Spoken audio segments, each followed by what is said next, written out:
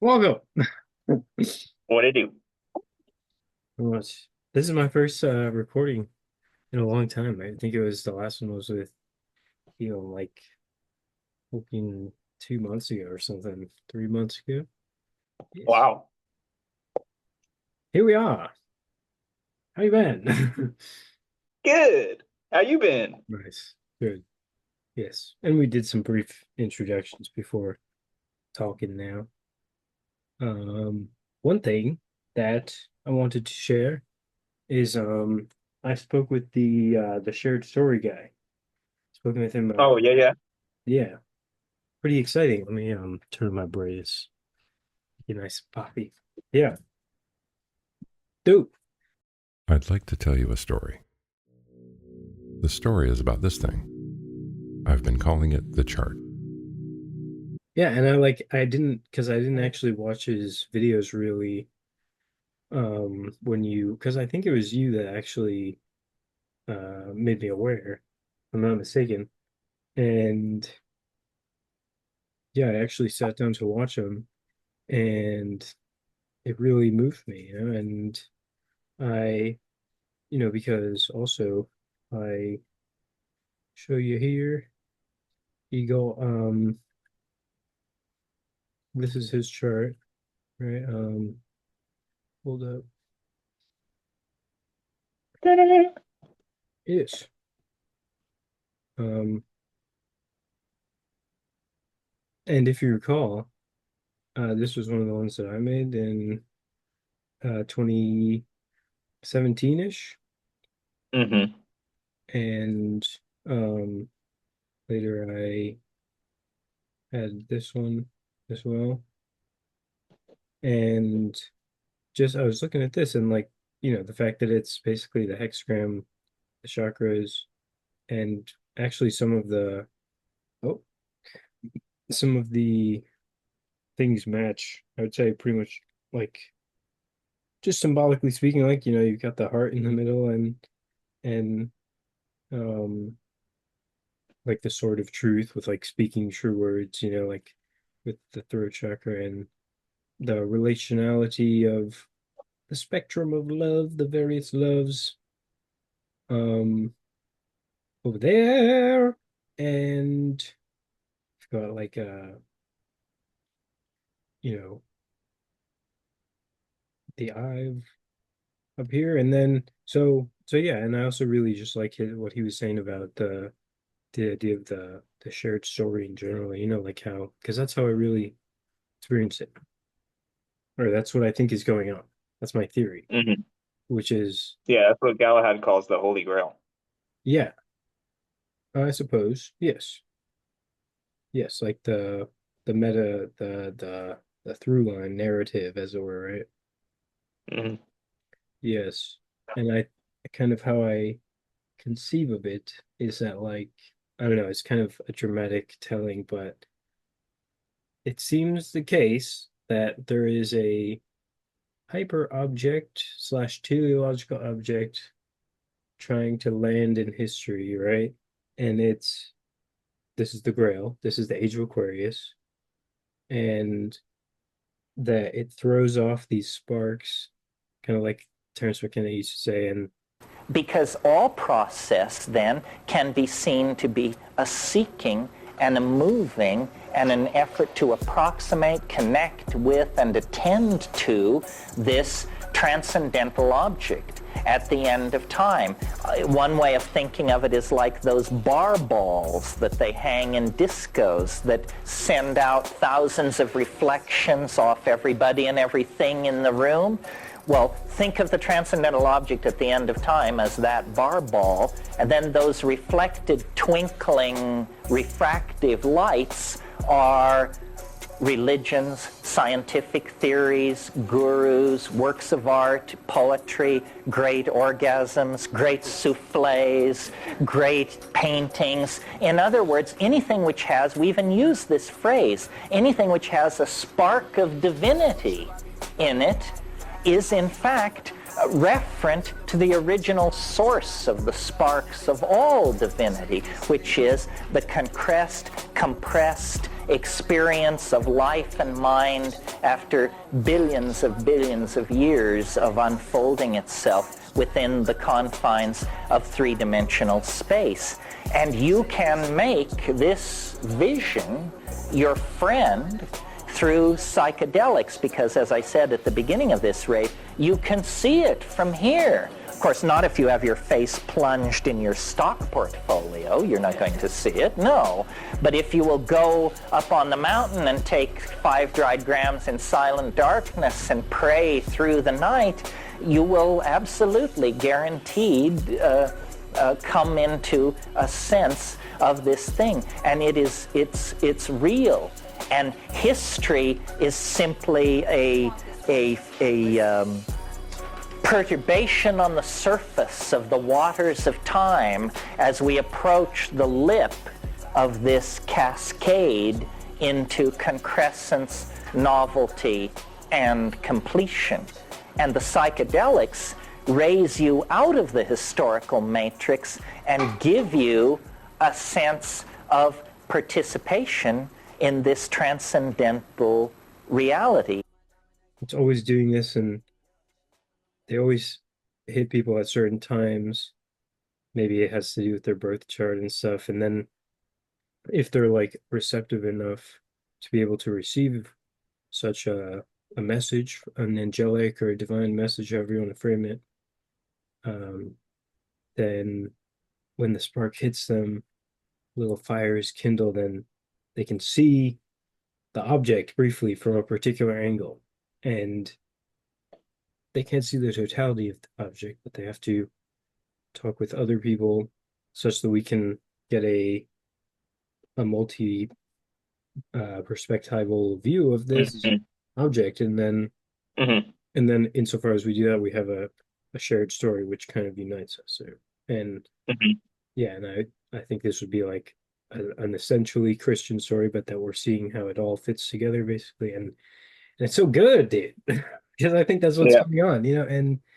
And yes, as I've mentioned to you before, I'm very much like leaning towards the whole collaborative. Like, I think that aspect is kind of the thing that most struck me, is like the synergies which are possible when we have proper relating between people, you know, like where you have the kind of the love, the godly love, where it's unity and multiplicity, you know, like where you use your fullness without ablating your individuality. And yeah, so that's been on my mind a bunch recently, and we're talking like he showed me how he's been working on like a Blender animation, like kind of like an app or something. And also I could show you, I was curious, I was like, perhaps it fits with Keelan's thing. So I put this on, and I don't know if these correspondences hold, you know, or if these two cosmograms fit perfectly, you know, and I rotated it here such that like when it fits in the Abraxan cosmogram, then Yeah, I was waiting for you to do this. but and yeah, and I'm not sure if it's a perfect map, but you know, like the fact that this would also, I mean, there's so many things I could freaking say, but yeah, I think there's like some good mappings. Yeah, Mars being the physical body, and like Pluto, the kind of deep unconscious impulses and like drives and such, and then Venus being the relating function, kind of like the sacral, having to do with procreativity and generativity, you know, and then Mercury, like the colors match here perfectly on this one, and then you know, Neptune, this kind of dreamy, ethereal insight thing.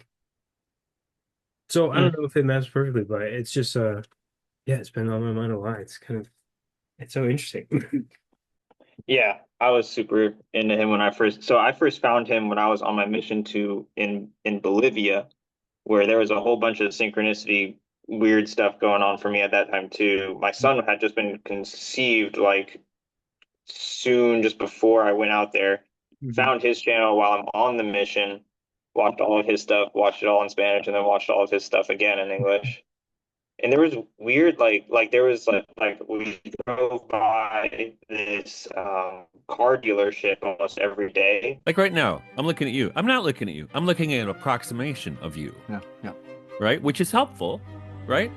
We're trying to kind of herd everybody online, into ant farms and make everything digital. I'm seeing pixels representing you, right? And I think, and which is, I am not complaining about that at all. I mean, I would rather have Me that neither. than not have that. Yep. But the danger is we start to think that's real. Almost every day on the bus when we would go out from the cathedral, Mhm. and it was called Abraxas, which was weird. And then there was all this like palindromic stuff going on, symbolism happening. If you spell drawer backwards, you get a reward. But if you spell repaid backwards, you get a diaper. If a word doesn't change when its spelling is reversed, we call it a palindrome. But if, when reversed, it becomes an entirely new word, it's not called a palindrome, it's called an amordnalap. And this is my amordnalap palindrome machine. When it comes to wordplay, I am an avid diva. And then to relate it to Griffin's work again with the chart, I think it's Griffin's cosmogram, but instead of like in profile, it's from the bottom up, like a cross section of the tree of life. Yeah. I think there's something. Okay, so yeah, so This is how I spell the word church. It's wrong. Or is it? T can make a ch sound. Look at the word picture. And OLO is obviously pronounced kernel. T, again making a ch, gives us church. Now this might remind you of that old chestnut, goatee, but this doesn't spell goatee. Oh no, this is a way to spell fish. The GH makes the f sound we see in enough. The O is pronounced like the O in women, and the TI is like the TI in nation, fish. Now if all of this has you thinking, what? Why? Let me explain. Choir, why? this is the thing. I really think there's something like that going on because as I showed you with this one here, you've got this, and then insofar as on this one, the can also have a yin and yang.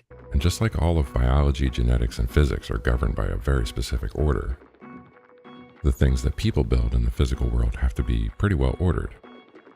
Good carpentry requires an exactness that can be sort of transcendent. For this, let's refer to them as complicated versus complex, respectively.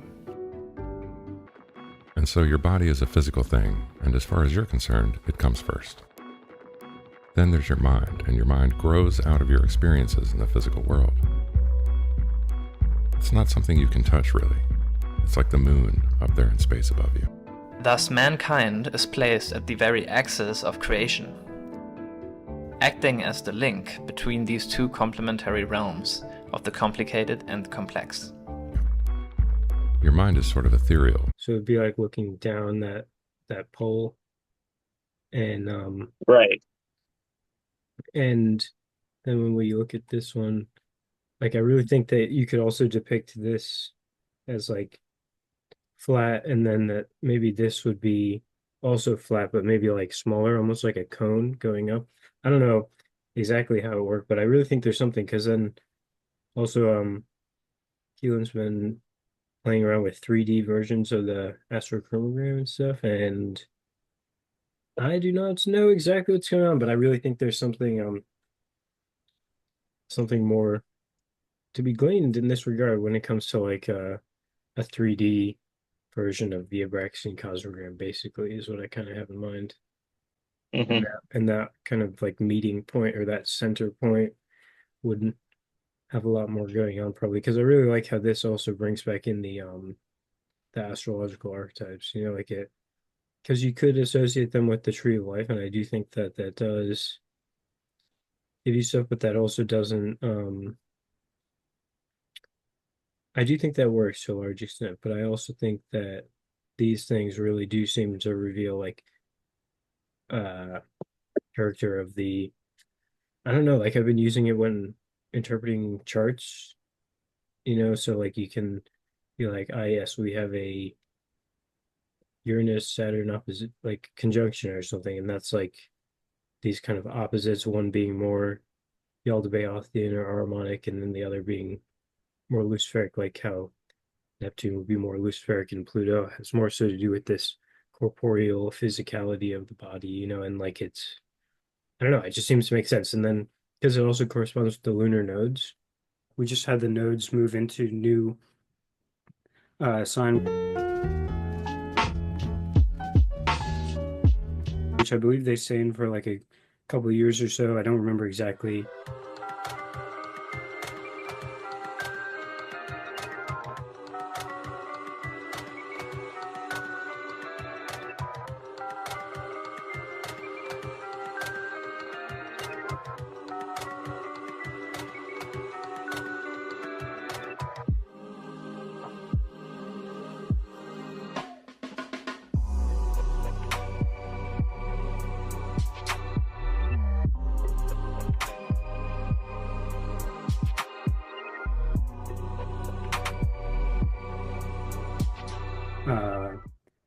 Maybe about a year. I don't quite remember, but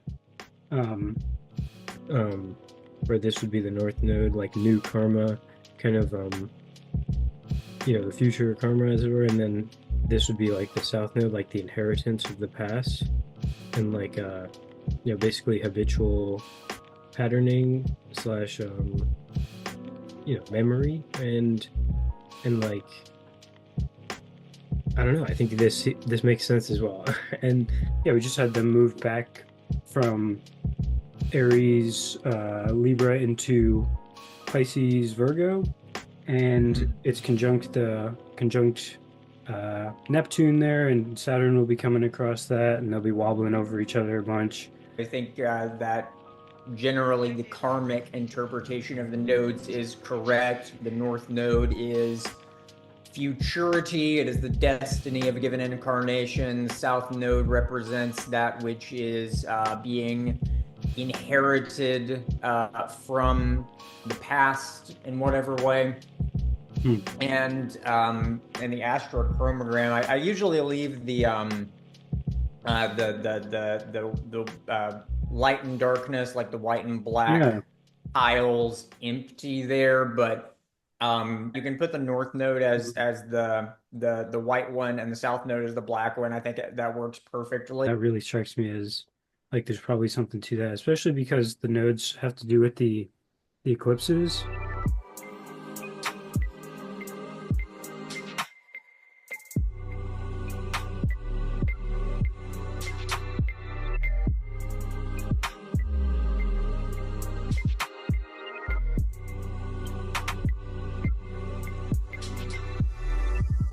Like there are eclipses when there's a full moon or a new moon near the nodes, basically. And how in the astrochronogram have you had the light and darkness, primordial light and abyssal darkness, perhaps is a way to say it. At a T-square, basically with the sun and moon, so it would be kind of like a harmony between the sun and the moon, which is eclipses. Pretty cool. That would make sense. All right, interesting, awesome. Yeah, cool. And then I was curious to hear your thoughts on the I Ching. There's definitely some interesting little parallels there, and especially the way that the I Ching, you get this kind of different combinations of broken and unbroken lines. Reminds me so much of like the way that Goethe's conceptualized.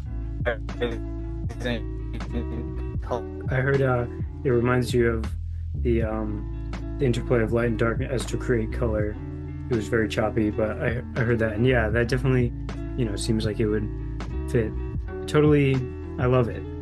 So yeah, I don't know, man. I don't know exactly how it'll look, but I think there's something going on there. Cool. Yeah. So you think there's going to be a Demir / shared story podcast episode coming out? Maybe. Yeah, we were thinking about maybe recording. He sent me some little like clips slash like recording files and such. So I'm hoping to make like a clip of his stuff, and I'm trying to get I think that him and Keelan are gonna talk and hopefully try and see how their things mesh together. Because that would be really cool. Imagine like an app where you put in your birth time, or like the day of the year that it happens to be, or like some, I don't know, like you would probably put in some sort of information, and then this app would like rotate and show these various animations and musical relationships and like something like that. Yeah. Yeah. So we've got three things and the space between them. The human brain has discovered that the most effective way to use network theory is to have all three modes in a fluid dynamic relationship. Right? So the human brain can sometimes be very centralized, it can sometimes be very distributed, and it can sometimes be very decentralized. And it's constantly moving through these modes in a very subtle dance. And as it turns out, you can generalize that across most domains, maybe all, but a rich enough domain, a complex rich enough domain, that becomes true. So one might argue that the church, the body, will ultimately find a way to be able to show up in all three of these distinct network topologies in a fluid and still fully connected way.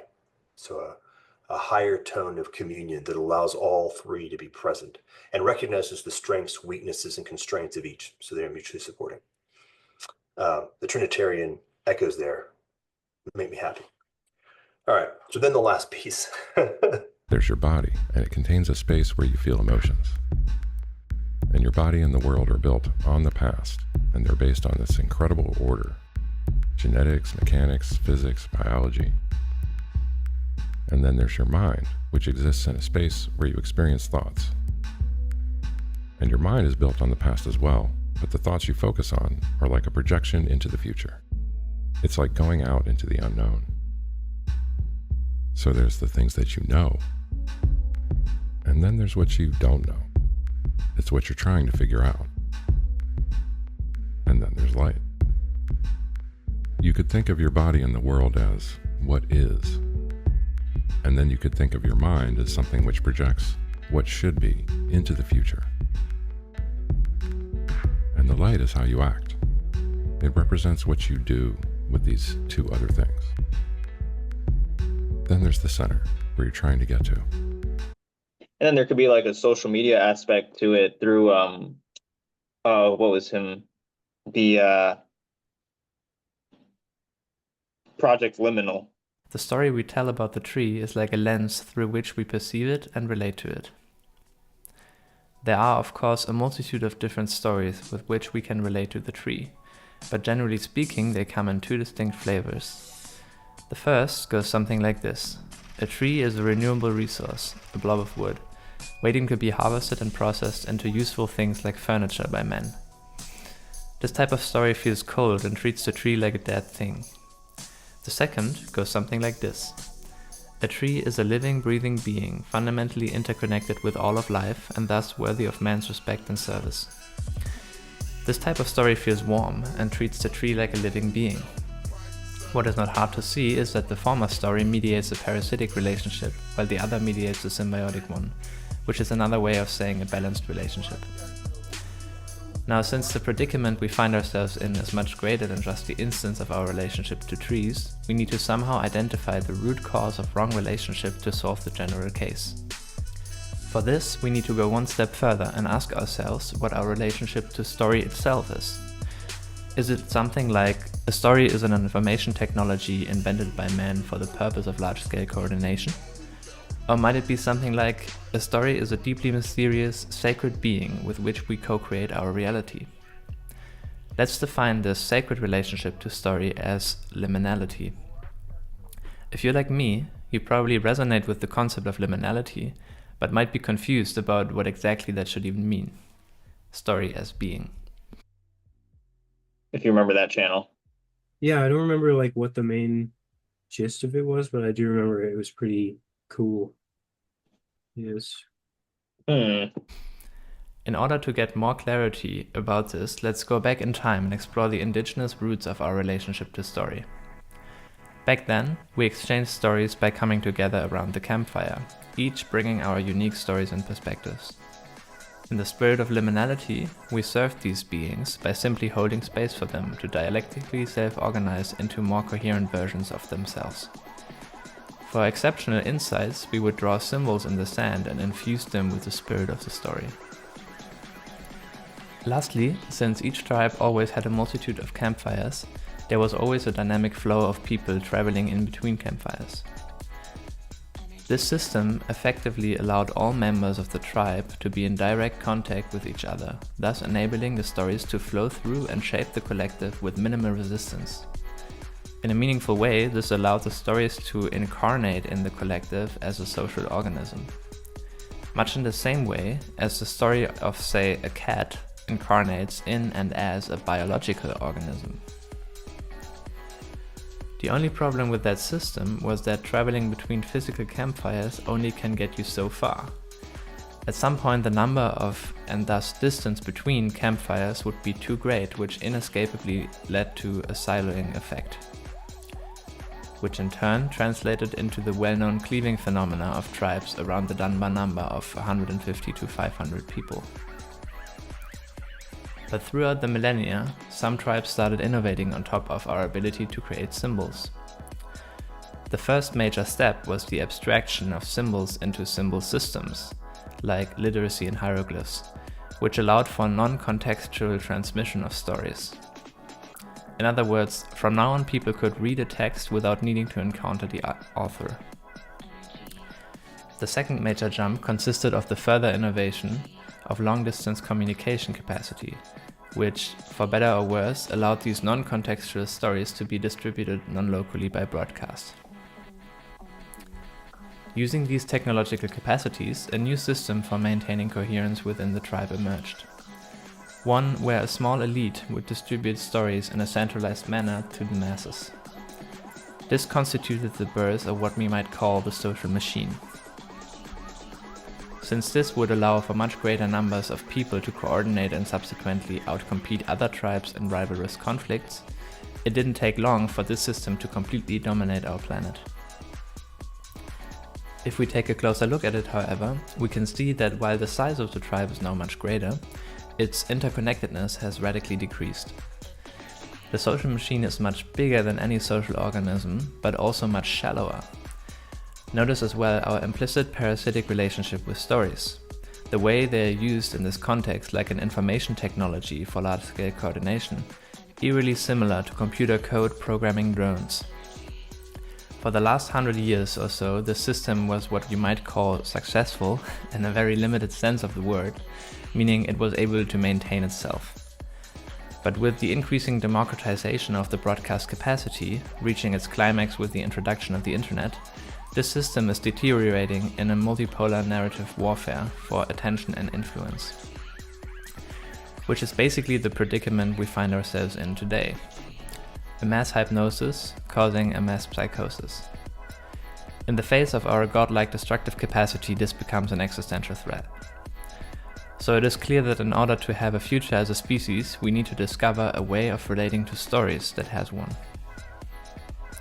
A system that integrates the wisdom of the old and the power of the new. Project Liminality is the search for this new system. It was like a social media thing? That was kind of the idea that I got. It was a little vague, I think, but that seemed to be the idea, that the project was like a reinvention of social media. Let's define our dynamic relationship to story as the logos. All the monologos and dialogos nodes you hold will then self-organize through their interlogos relations into a unique network we might call the liminal web. Navigating your liminal web is done by starting at some monologos node, which will show you all your social contexts that are in that space. Selecting one of them will show you all the monologos nodes that you both have in common. In other words, your shared vocabulary. But Yeah, man. How interesting. Yeah, Yeah, that and would be so cool. yeah, man, and I think that everybody has something to kind of contribute in this respect. Like I'm reminded of Grimgriz, who talks about defense against the dark arts. The defense against the dark arts one is well, you see, what happened was defense against the dark arts is as the decline of the film happened, and the one of the last things that really got big in book terms was the Harry Potter series. So a lot of the youths were programmed with that. And in that series, they were supposed to have a defense against the dark arts class, but since the world around them was so corrupted, the defense against the dark arts teacher was one of the, like, hey, we'll not give them good defense against the dark arts because we're corrupt. And as such, the children themselves found a magical room of requirement. And I think that to the extent that we can, this place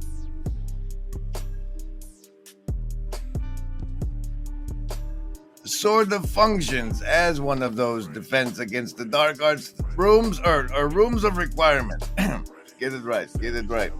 And like maybe there would be like there would be a class on like kind of like Hogwarts where you have like classes. What we can do together as part of this defense against the dark arts is train people how to extract clips and make. I'm trying to be a hardware store. That's the Deadwood part. A little gold I mined from that long podcast. Knowledge nuggets. And like that clip I did from Langan. I said evil is incoherent. Your face is very large for me right now.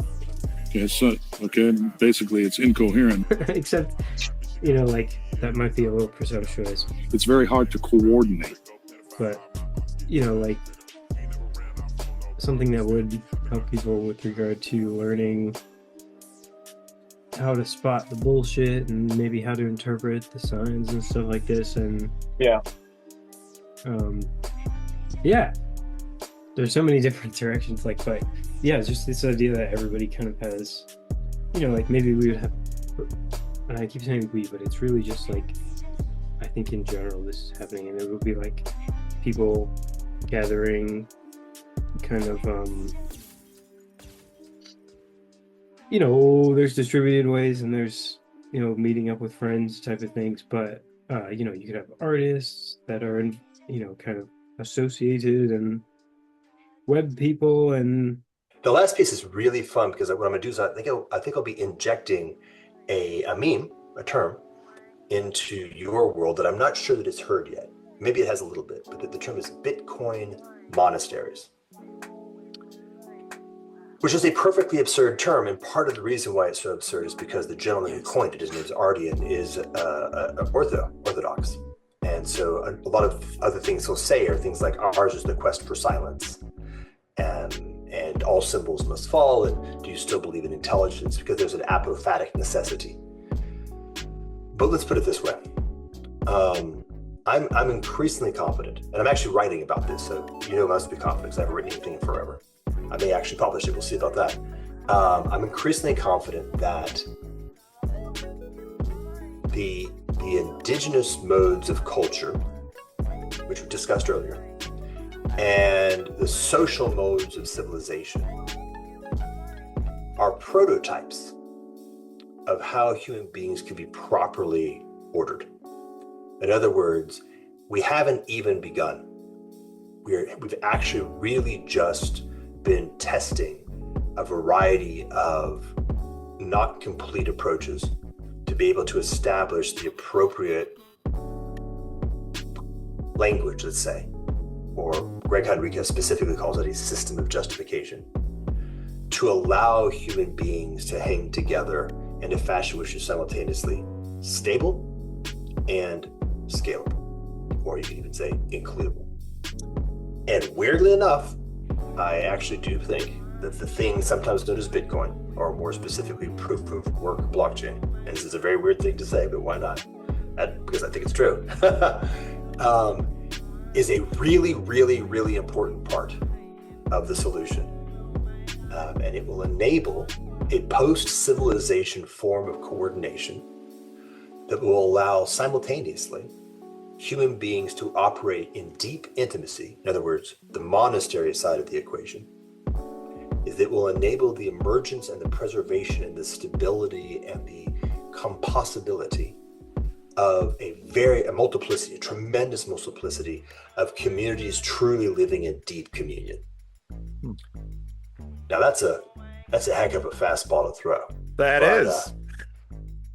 Maybe I can let me write this down for a little bit, and then I'll send you a copy of what I'm working on. You can tell me if I'm just batshit insane, but which is entirely possible. But weirdly enough, Ardian, Bitcoin monasteries, I've been puzzling on that for a while, and then it finally landed on me about maybe a couple of weeks ago, and I've been working on it since. Yeah. Yeah, that is a fastball that went right by me, and because part of the difficulty is that I know enough about Bitcoin to know I know almost nothing, and of course, the monastic movement is so the monastic movement, everybody sort of understands. The monastic movement is a very strange movement in terms of its relationship with collapse. Nice. Yeah, I've had a lot of thoughts on this in my mind because I'm trying to move out of my parents' house, and much love for my parents, but it's just time to do that. I think, and the main thing is that I've been main reason I haven't is because I want to move out with people of like mind. So I've been trying to make these connections through the internet, and still have to go to my local estuary. I'm pretty sure it happens this Sunday. I think I'm going to go. And because I keep missing it or forgetting or having some other things come up or something. And yeah, so I've been thinking about that, and it would be pretty cool to be able to kind of set an example, or in terms of how we might not fall into matrixification and stuff, and yeah, so some various impressions for you, some things I've been thinking about. Yeah, I'm pretty sure it was you that showed me that shared story channel, and it's pretty cool because that was also before God stuff. It was I really think it was 2016 or something, where something started. Maybe it was 2012. 2012. Like Terrence McKenna said, the end of the world. Yeah, the Mayans were right. Yeah, dude, maybe he was freaking right. And the freaking time wave. Because I think there was maybe something to the time wave, because the time wave it's basically yin and yang, novelty and habit are among loose friend, the various, the logos being the Tao in between and stuff. I don't know, dude. Maybe there's freaking something 2012, and the age of Aquarius has been ingressing at these various step function something, Yes. Yeah, so it was cool to see that channel has been around for a while. It's crazy that I didn't actually watch the videos until very recently. And this story is about an entity called God. And you could say that God is like the sun. God isn't the sun itself, but it's like the sun. It's this thing that is just out of your reach. And it's also the thing that brought everything else you know into existence. And this being creates something called the tree of life, which you could think of as nature itself, the processes that create matter and biology. And this tree of life forms a garden in the lands to the east of it, where 4 rivers meet. This garden to the east is a paradise, where everything is in harmony. And a garden is sort of an artificial thing in the sense that it's where nature and aesthetics meet. And it has boundaries. And the being who created this garden says, over the water and on the wind, that you can live there as long as you don't eat of this thing called the tree of knowledge. And this is because the tree of knowledge describes the order of the universe. And this is a problem because you didn't organize the garden yourself. You don't know everything about it. You only get these little glimpses of its order and how it works. So once you eat of that fruit, you know about knowledge. And knowing that knowledge works in the way that it does is also like recognizing your lack of it. And now, every time you act, you need to first project yourself into the future and create like a simulation of reality and test it against the external world. It's like being kicked out of the garden, further to the east, further away from the light, further away from the meaning, the shared story we can agree on. And Yeah, how long has he been around for? I think it was like 2019 or early 2020 or something. Yeah.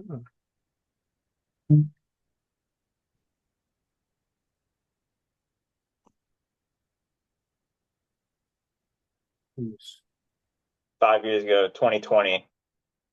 And you know why that's significant? Because that's when Griffin started posting too. Yeah, I'm pretty sure Griffin's was just after, and whether he watched them or not, I'm inclined to kind of think that these are both participating in a larger happening or something. And Oh, it was June of 2019 that a shared story posted his first upload. yeah, dude. A Yeah, so little ahead. anyone watching this channel, maybe I'll throw in some little clips or something, but definitely check it out. Highly recommend. And this is what we need. We need the shared stories where people can agree upon basic, certain things. Yeah. Yeah. And that brings us to now. We're outside the garden, trying to get back in with everything that we do. Every action we take is an attempt to get back into harmony. Can we get back there? Only if we have a shared story, something that applies to everyone equally, something we can agree on, that we all have in common. And all it has to be is a story. And he's been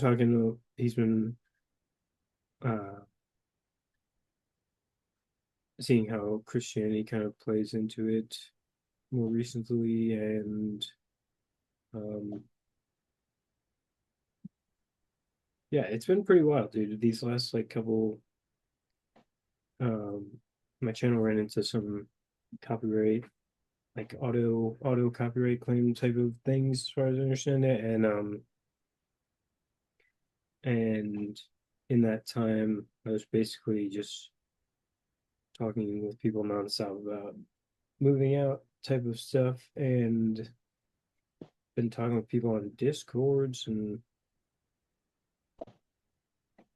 all sorts of stuff, and it's just been intense. And my grandfather's not doing great at the moment, and various things still at Amazon. Yeah, what did you say he was going into the hospital for? What was that? What did you say he was going into the hospital for? Yeah, it's like a couple things, and he's getting pretty old with dementia and just complications and stuff. I guess. Is he getting just checked up, or are they gonna do something invasive? Or I don't know. I'm hoping that he'll be out of there soon, but I'm not sure how much longer he'll be around in general. But I don't know. Hopefully he gets better this time and stuff. And yeah, God willing. yeah.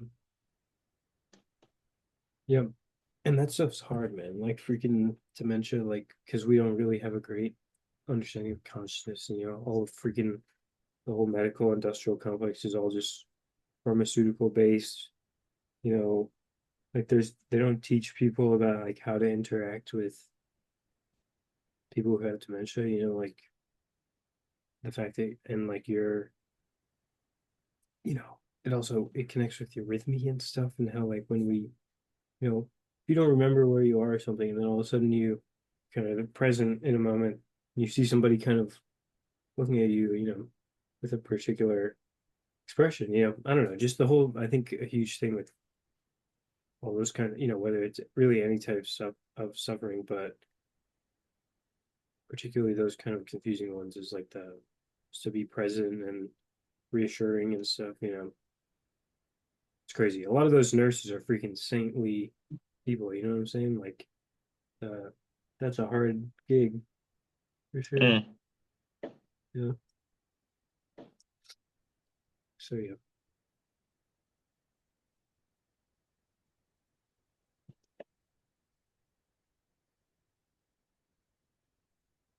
What else?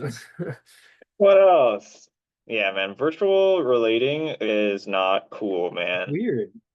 Yeah, because that like moment of silence was like we're supposed to like dwell in that as you've always been saying, and it's like we can't. Yeah, dude. It sucks. Yeah, no.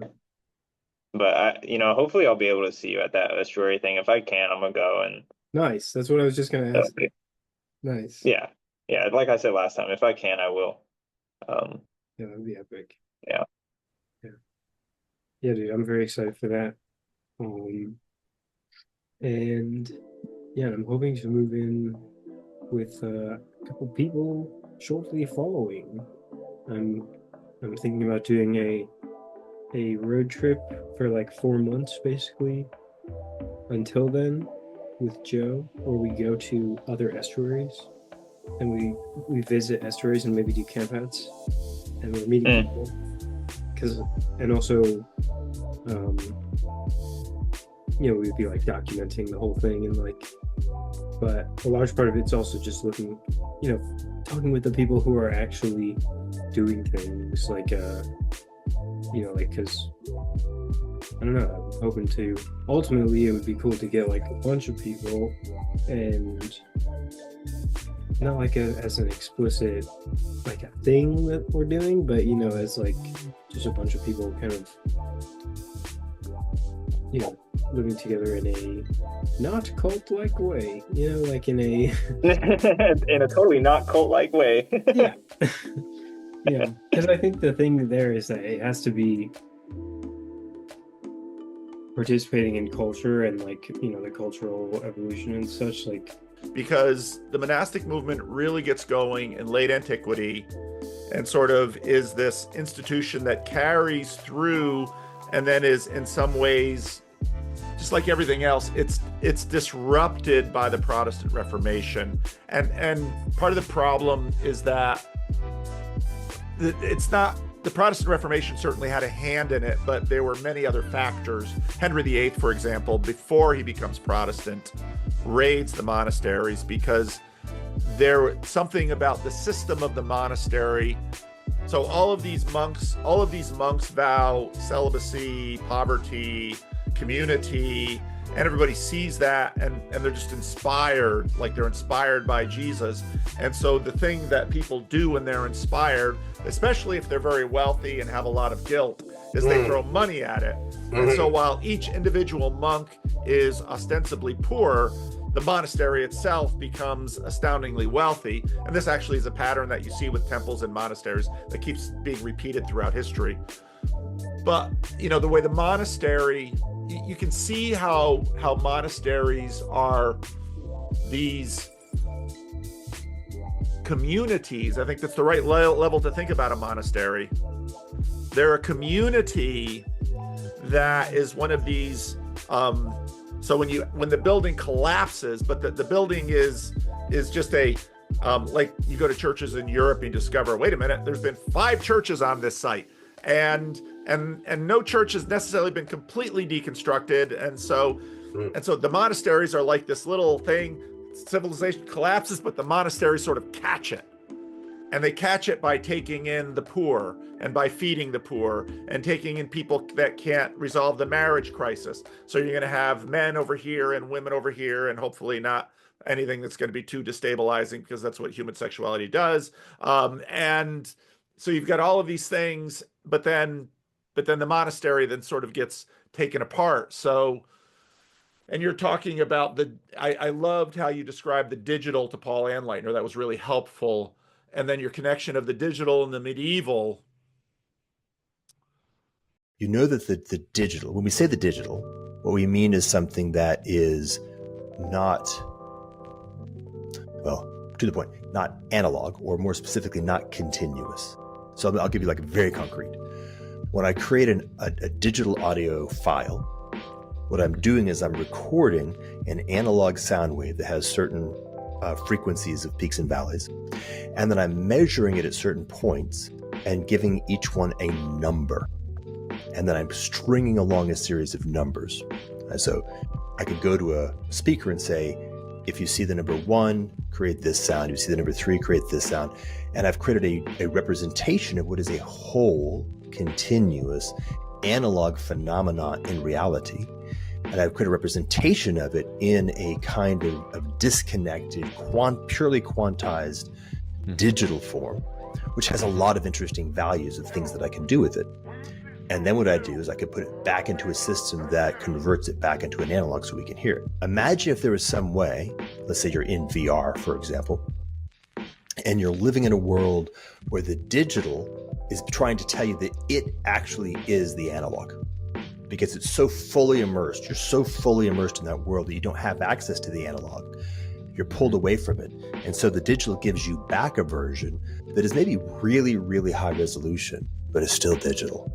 And you're feeling really funky because some part of you is ultimately going, this is not real, dude. Something's weird, but you can't figure it out because you're so separated from fully embodied connection with the whole of reality that being lied to is now something you can't get out of. You're easily tricked at that level by a very sophisticated lie. You start seeing the cracks. But when I came here, it's like going back from analog back to digital. This is simple, not actually very expensive. It's not being held together by a tremendous amount of wealth. People are just doing the work on their own, purely volunteer. And yet it's really wholesome. And wholesomeness is interesting because wholesome has to do with holes, not like parts. You don't get these hyper salient spikes of, wow, that's an incredibly beautiful house. How come it's surrounded by terribly sad people and drug addicts? Well, interesting. No, everything kind of hangs together. Interesting. Whoa. So after not long, just a couple of months, we find ourselves at a birthday party for a 2-year-old kid that we don't know, for a family that we've never met, because we were invited to come by somebody who wasn't part of the family, but it all seemed quite nice and wholesome. And get invited to go to church. And my wife, by the way, the day before, it had landed on her heart, we should be going to church, which was interesting. We'd never had that conversation before at all. We get invited. She goes to me and says, do you think, I'd like to go to church on Sunday. What do you think about that? And I basically just kind of check in. I don't think about it. I just check. How does that feel? And the feeling is, okay. Why not? Neither is strong. That's a light positive. A little bit like she said, hey, I've heard there's a really nice ice cream shop in town. Would you like to get some ice cream? Yeah, that might be nice. Because I don't really know anymore how things work, but I definitely know that things are going well here. And if that's the invitation this place has given us, I'm going down that path. So she goes. Oddly enough, the only time for years that we happened to separate, I went to San Francisco to an AI conference. She drops into this little country church in Swannanoa. And she has a really nice experience. She says, hey, do you think the pastor would be willing to come talk to us about Jesus? Or I think she said God. I think at the time we didn't say Jesus. Jesus was still too far.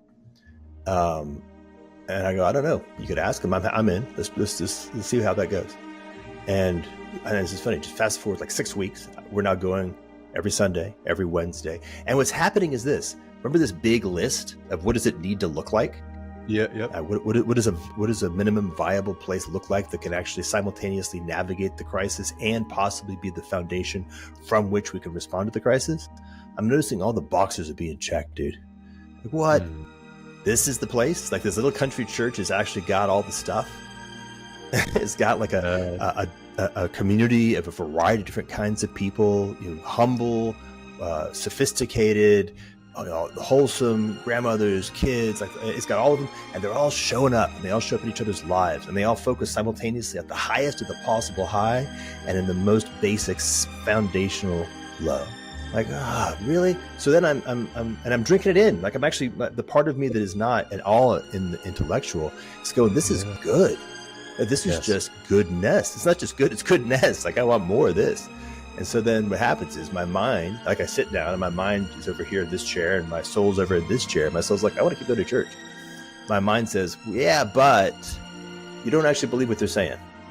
And that feels kind of rude. Like you can't keep drinking there drinking their water if you actually don't believe in them. So my soul goes to my mind and says, all right, dude, it's on you. Work on it. What do you got? Come back to me. If you can demonstrate that this is actually ultimately a bad idea, then we're out. But, full commitment, go. Interestingly enough, my wife was in more or less exactly the same situation.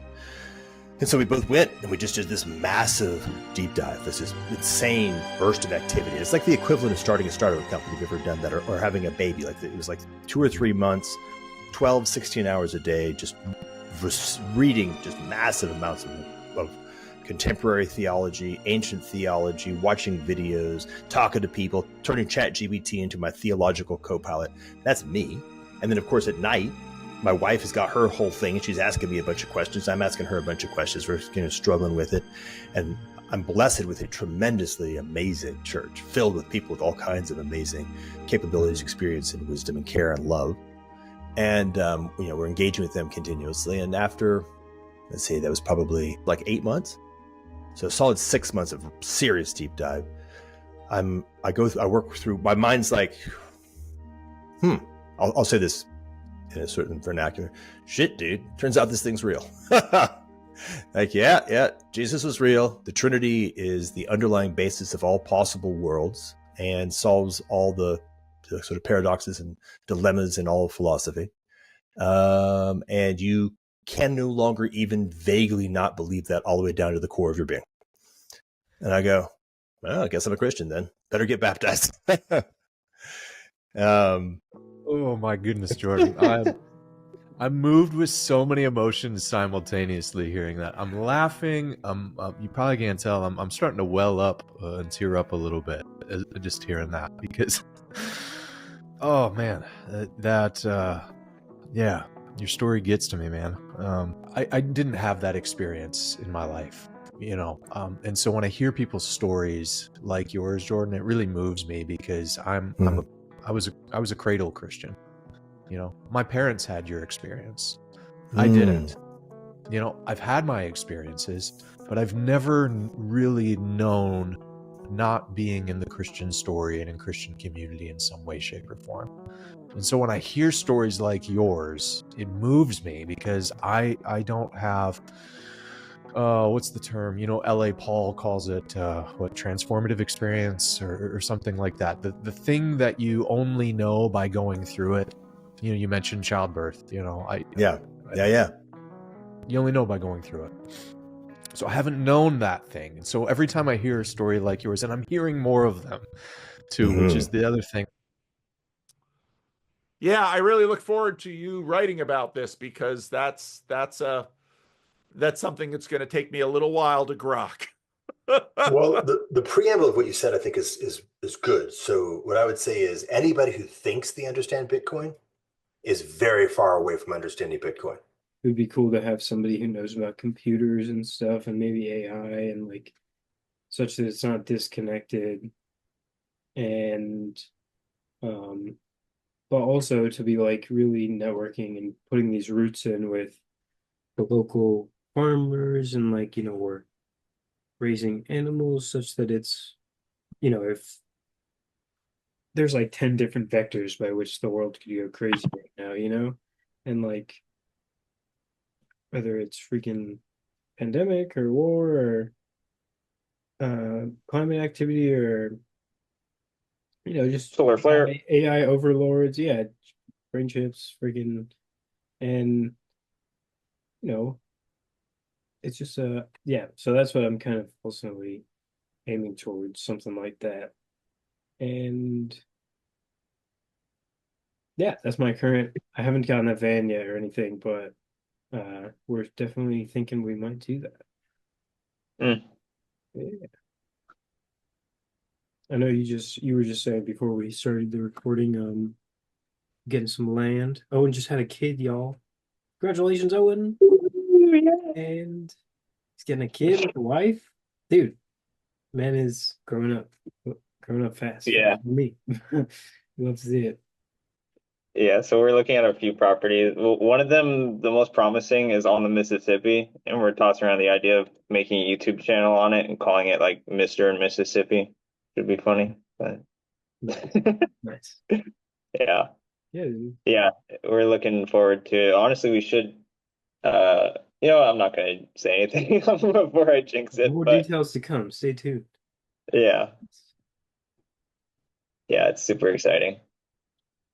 It is expensive though, dude. And like the loan is like over the course of 30 years, it's supposed to like it will triple the original cost of what it would be if I could just pay with cash. Yeah. But we don't really have much of a choice here because we have one kid and God willing, we'll have a lot more soon. And so like we can't live in a two-bedroom apartment for much longer. And yeah. Yeah. Come on. Big moves. You were saying how a lot of your thinking recently has been about parenting and you started a Substack. Um and I don't know, we could talk about either of those, but also if there's any particular topics that you've been thinking about, or I don't know, maybe you know. I haven't done I this mean, this whole record for YouTube thing in a while. It's it's weird. I mean, yeah, Substack, I've been having lots of fun on that. I posted my dream journal on there. I think I already sent you the Google Doc version, so you have like the full version. But yeah, ever Yeah, since I I still posted haven't. that, Yeah, I still haven't actually. I like remember I kind of skimmed through it, but I haven't like put any real thought to it. It's pretty like it's a long document that you got. It's quite yeah, it's a dense. lot. I So if haven't. you go, you might find more use in what I posted on Substack because I took out like half the dreams because they're all so, you know, idiosyncratic and personal. So I just posted the ones that I thought were at least somewhat interesting to anyone who would read. And then there's also commentary on most of the dreams, breaking down symbolism and showing how some of them allude to like, you know, some were like minorly prophetic and all that kind of interesting stuff. And then there's a short story that I wrote, Yeah, which kind of combined all the dreams together into one narrative, kind of. Substack is a lot of fun. very nice. But yeah, well, what I said before we started recording was just about having a baby and how that puts such a massive constraint on my time, and it acts as like a bottleneck and a filter, which basically forces me to only do things that are worthwhile because I don't have the excuse to say that I can do something later or that I'll have the time. Like I don't have the privilege of just enjoying free time anymore. It's like if I'm gonna do something, it has to be because I have to do it. Mhm. And so, but ironically, it's like I've been more creative and like producing more things that I think are of more worth in these past few weeks since he was born. Um, yeah, man, it's freaking epic. Y'all, I recommend having a kid. Yeah, It's very dope. for sure. Yeah, yeah, it's like that.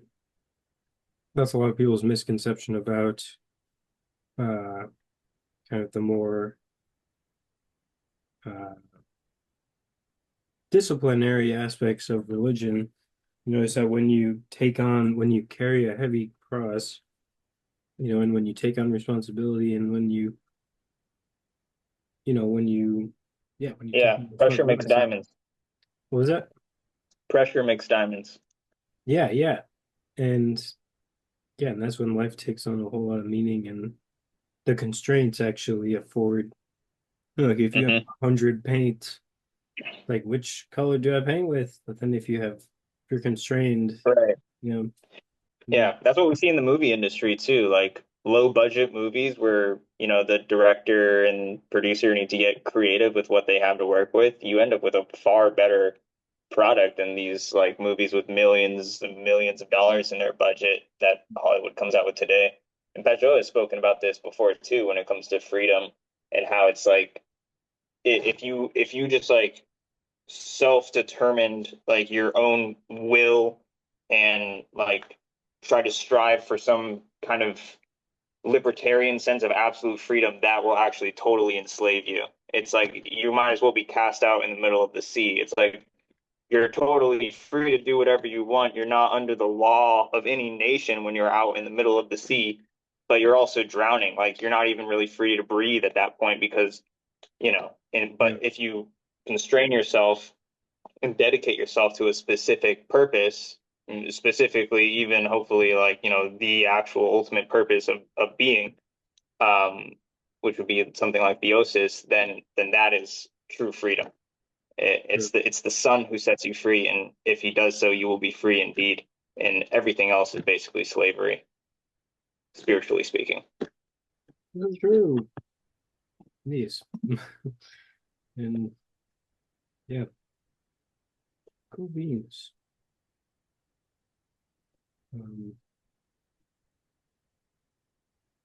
Yes. This is an important aspect of the meaning of the formula of Christ, I am the door.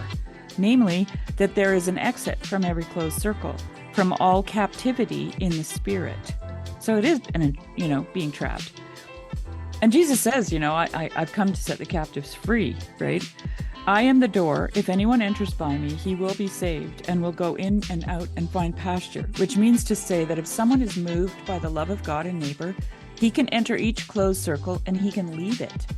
Instead of prisons, he will find pasture, i.e. he will move in a spiral. It is thus, for example, that Teilhard de Chardin could enter the closed circle of science without being captured, and he could leave this circle by transforming it into a spiral. Yes. I mean, the only other thing on my mind, which you provoked, which maybe you know where I'm going with this, I'm sorry. But it's like with the estuary and the social media idea, just what always comes to mind for me is just like, why not go to the church? It feels like we're trying to invent some sort of substitute when everything that you're like describing that you're looking for is already like there. Mm-hmm. But we don't even have to go there if you don't want to. I mean, what I think. Yeah. Or how I. Yes. I think that's definitely largely case. I don't know though. I think, what's really, I don't know, man, because I don't want to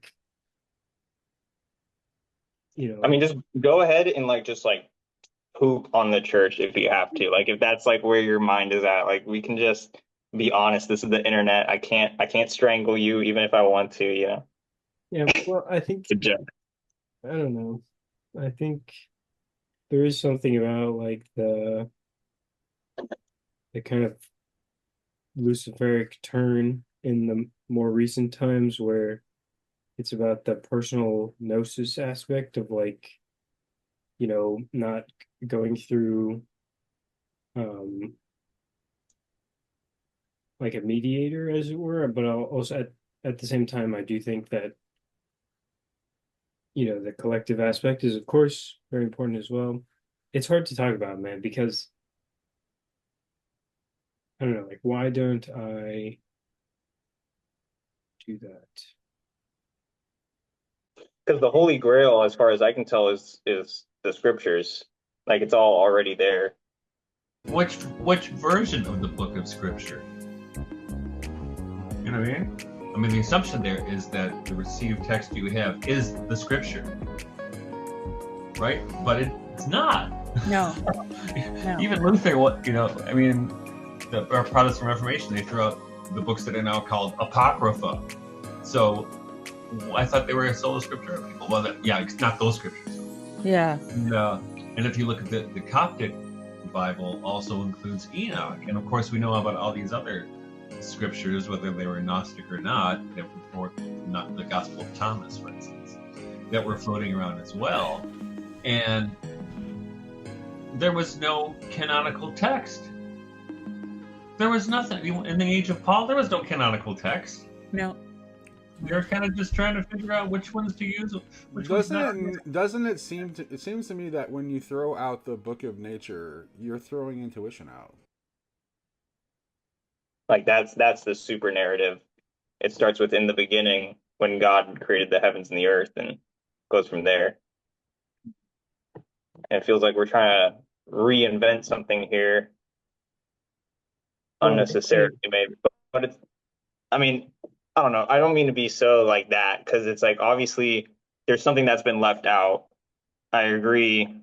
Like at least culturally, the people of the church might have had a bit of a Yaldabaothian bias to the story that they were telling themselves. The two fish correspond to, roughly, Christian and Gnostic psychology, identifying the fish with Yaldabaoth, the Gnostic demiurge, and Lucifer, the Christian devil. Both of which seem to me like uncharitable caricatures, against which the Gnostics and Christians can both easily identify themselves as the good guys. Yaldabaoth is a wrathful, foolish tyrant, and Lucifer is a cunning, subversive rebel. I'm going to flesh this out a lot more. The people of the church might have had a bit of a Yaldabaothian bias to the story that they were telling themselves. But I think the only reason why it seems to have such an archonic taste to it is because modernity is overtly Luciferian. Modernity is totally and utterly, from a traditional worldview, demonic. And that's the only reason why Scripture and Christ himself often are seen as archonic figures and demonic in that certain sense. We are the problem there. even then, it's like the story that the scriptures tell, regardless of how it's interpreted by a congregation, is still balanced. Mm. Well, let's take like the Catholic Church, for example, like, because, okay, because when you say the church, you're referring specifically to the Orthodox Coptic Church. Is that like I don't know, because I don't know if that's true or not, because like, I'm referring to what most people would know as the Oriental Orthodox Church, yeah. Yeah, so which includes the Coptics, the Ethiopians, and so on. Yeah. If I were to, like really lean hard into the more traditional, like, or like the, that like a particular denomination, it would probably be like Orthodox or Oriental Orthodox or Coptic or something. But I don't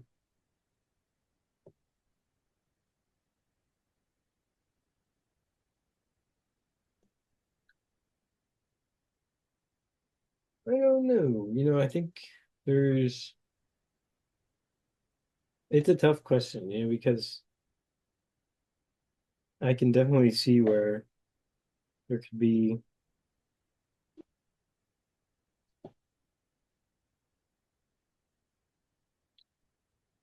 the Catholics are kind of more, they have more of a, as I understand it, like, angels, and there's astrological mysticism and like, this type of stuff with, there's also monks with orthodoxy and stuff that have like a, the monastic tradition and such. It's hard to describe, man. I really don't, because people get so finicky, and also, for me, it's more so at like an intuitive level. It's just like kind of,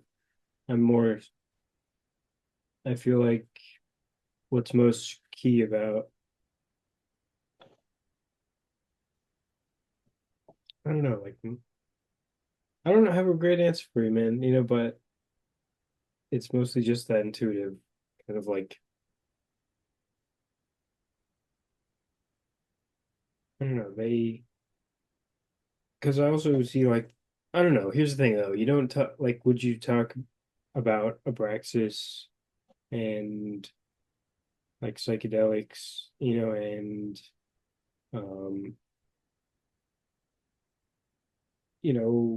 these types of things? Like, I think that would probably be ideal, is that if you're actually in relationship, like this is what happened with Tomberg, like balancing Tomberg, instead of like Steiner kind of was like talking shit about the churches, basically. He's like, we have to, he had a Christian community thing, and like, but then Valentin Tomberg kind of left anthroposophy and he rejoined the Catholic Church, and then he wrote Meditations on the Tarot, which is this big, it's got all this esoteric,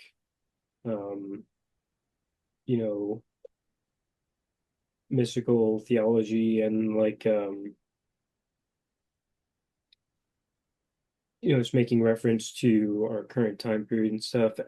I don't know, man, because so do you get what I'm saying there? Is that I think if you're able to because Jesus didn't just throw away all of that which came before him. He was the kind of furtherance and the bringing it forward. Yeah, he baptized what came before and then brought in what was right about it. Yeah. And and I think, sorry, I just heard classical music playing. I'm not sure where it's coming from.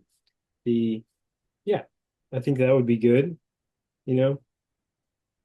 but I don't just want to say that it's my particular disagreements or anything, but I guess I hear what you're saying. In the group chat,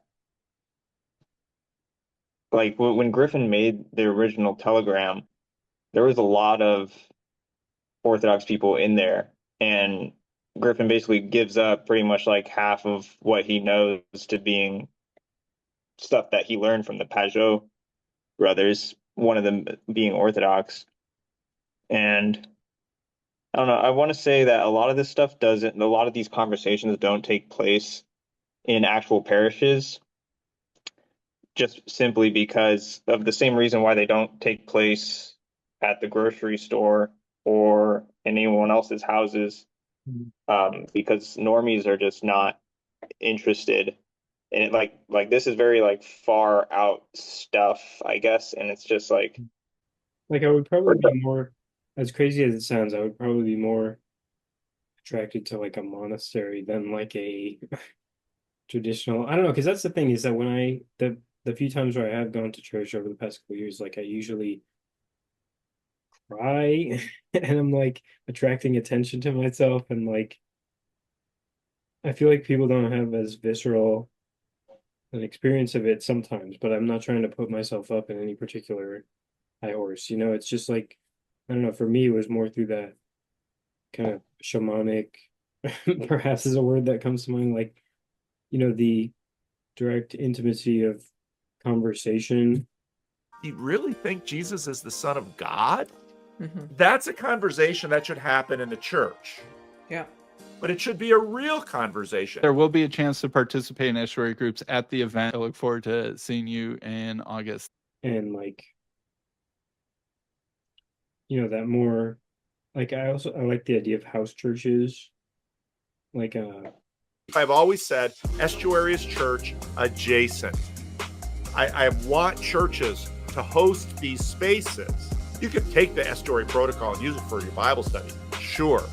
But if you're going to have an estuary, if you're going to use that word for it, it needs to be church adjacent. A lot of the times, churches are the salt water. I don't know. It is. Listen, for millennia, human beings gathered around a campfire and told sacred stories. Stories of their exploits, stories of their fears, stories of their hearts, right? That's church. That's what church is or should be.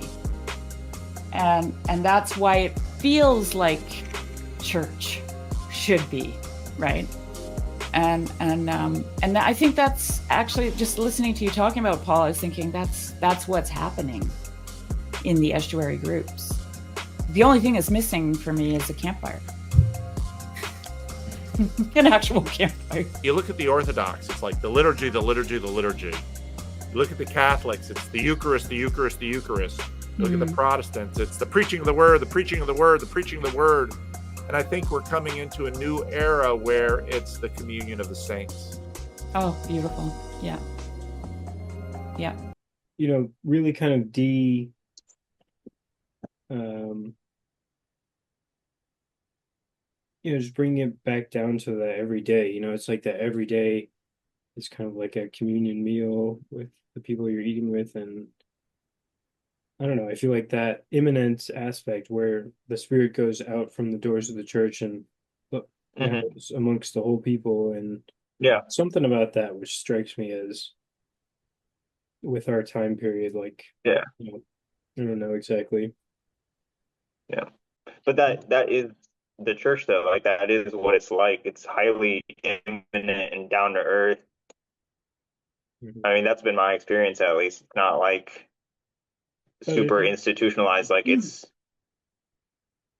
like It a is home, still like a you have house, to, and then like but it is still that you have to like have particular, like beliefs. Like it's confessional in the sense that like I would say that the church is the whole cosmos, and like that everyone participates in, like I don't know. I think people can be baptized by experiences, like rather than by particular rituals as well, and so stuff like that. Like it's do you think that that's in line with what Christ believed and taught?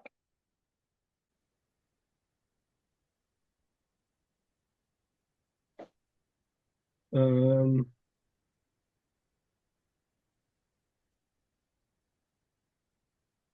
um pretty sure they said something about that in their big old book or whatever. I don't know. I don't freaking, I don't know. The Christ that I know personally seems to come to people and initiate them into his way, through other means, you know, like psychedelics and stuff like this.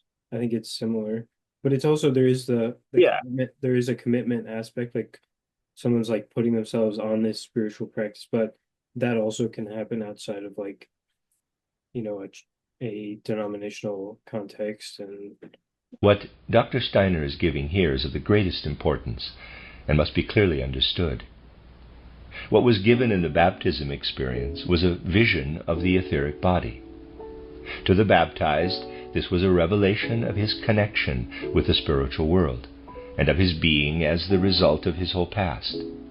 In this he saw how his etheric body, and consequently its effect upon his physical body, had been deeply influenced by the luciferic beings who had united themselves with it.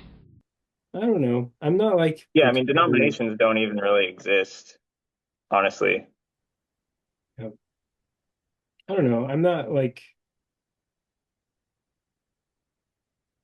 not particularly opposed to like the thought of going to these things, but I would definitely,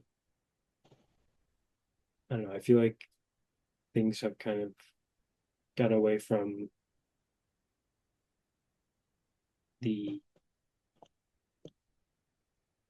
I don't know, man. It's hard to describe. I wish I could have a nice answer, make it seem like I know exactly what I think about this, but I I mean, when I read like the stories of like the early saints and the apostles, I mean, I can definitely see what you're talking about. I mean, we went from a time where everyone who came to Christ would give up everything, literally everything, down to their very lives when it came down to it. And now today, it's just like, people just go to not even receive communion, but to take it and then peace out. And it's just like a cultural kind of thing. It's not what it's not what it used to be in the mind of the congregations. Clearly. I mean, I'm just like the greatest example of this. I mean, like compared to the way things were done, I mean, it's just I'm totally out of whack with the tradition, and it's only like by grace that I'm counted among them, as if I'm anything like them. I mean,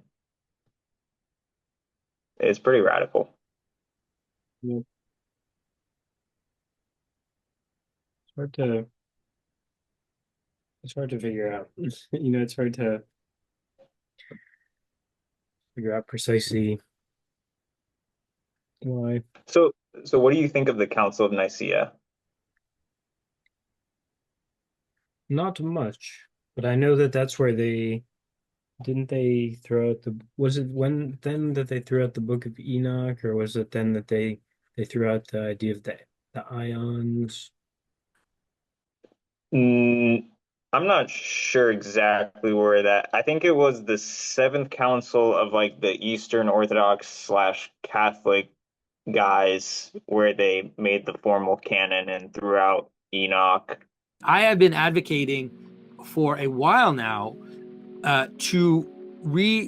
for people to rediscover the traditions that come out of Enoch, that come out of the Book of Enoch. Everything that's happening today, it's been talked about in our tradition. It's just we just need to know how to look for it, and also to be able to let's say understand it. I don't know what the ion thing was. The first council was about Arius, who was an individual who taught that Christ was not God, but that he was like the first among creation and like the best created thing ever and the Son of God, but he wasn't God in himself. And so this council was held to refute that, because that belief was like super duper widespread and confusing people. Yeah. So they held this Yeah, I council mean- and then made a formal declaration against it. Yeah. I mean, as kind of, it's so annoying because people do this thing where they forget about the relational, kind of, ritualistic aspect because of whatever heady disagreements. They're like, our jargon doesn't agree, so I can't be a part of this church because I see things slightly different or whatever. And then you also see the people that are just like, doesn't matter if I actually believe it or not. I recognize the social benefits of being kind of connected and singing together and stuff like that. But yeah, so hating to bump up against those type of issues, it probably would be that I just kind of have a different theology or Christology, because I really, the way that like you were saying, that Griffin really is largely in keeping with that theology, but I feel like there are some things that are kind of, I don't know, this idea of the divine feminine. Like, I kind of think about God the Father and God the Mother and the Christos in the middle, such that Christos is that which is like most high or most to the core of things, the logos at the ground of the word of God that upholds everything. And then this idea that, so yeah, we would all be God inherently. I think a lot of it really maps very well, but I just think the fact that there's kind of, even if like you go into the weeds and you're like, yeah, that's what we think, it's like a lot of times it's more so just this kind of social cultural Christianity. But I do imagine that in the Orthodox churches, there's a little bit more rich theology, or like, remembrance of the symbolic perspective and such. I don't know, man. Yeah, I do talk sometimes with people about how, like, we don't want to just totally abandon the churches. It would be good to like try and kind of mend the gap between, modern atheistic or maybe philosophical or new age or whatever kind of worldview that people have nowadays, reductionistic, and the church, and try and because you can't just start something new. You can't do that. It would have to, and I don't know, man. It's a tough question. Why don't I just go to church? Because all the people there don't don't talk about But there must be alternative to Yeah. like LARP, like you have a church and like just have these virtual relationships. I mean, even if they're normies, I mean, it kind of is what it is. That's just like the nature of the culture we live in. Like most people are just not into this, and that's independent, and that's not even actually independent of whether they're not they're in the church, because most people who are into this stuff are apparently Orthodox, like me for one thing, and then a bunch of other people that I've spoken to. And I don't think that it's a coincidence, for instance, that Griffin was born and raised in an Orthodox household. I don't know. No. Hmm. Yes, I.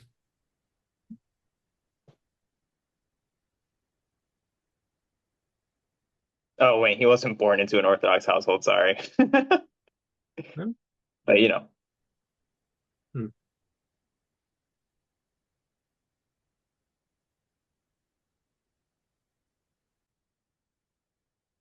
well, I would want to hear Mathieu Pajot's perspective on all this, because he is, from what I've heard, not Orthodox.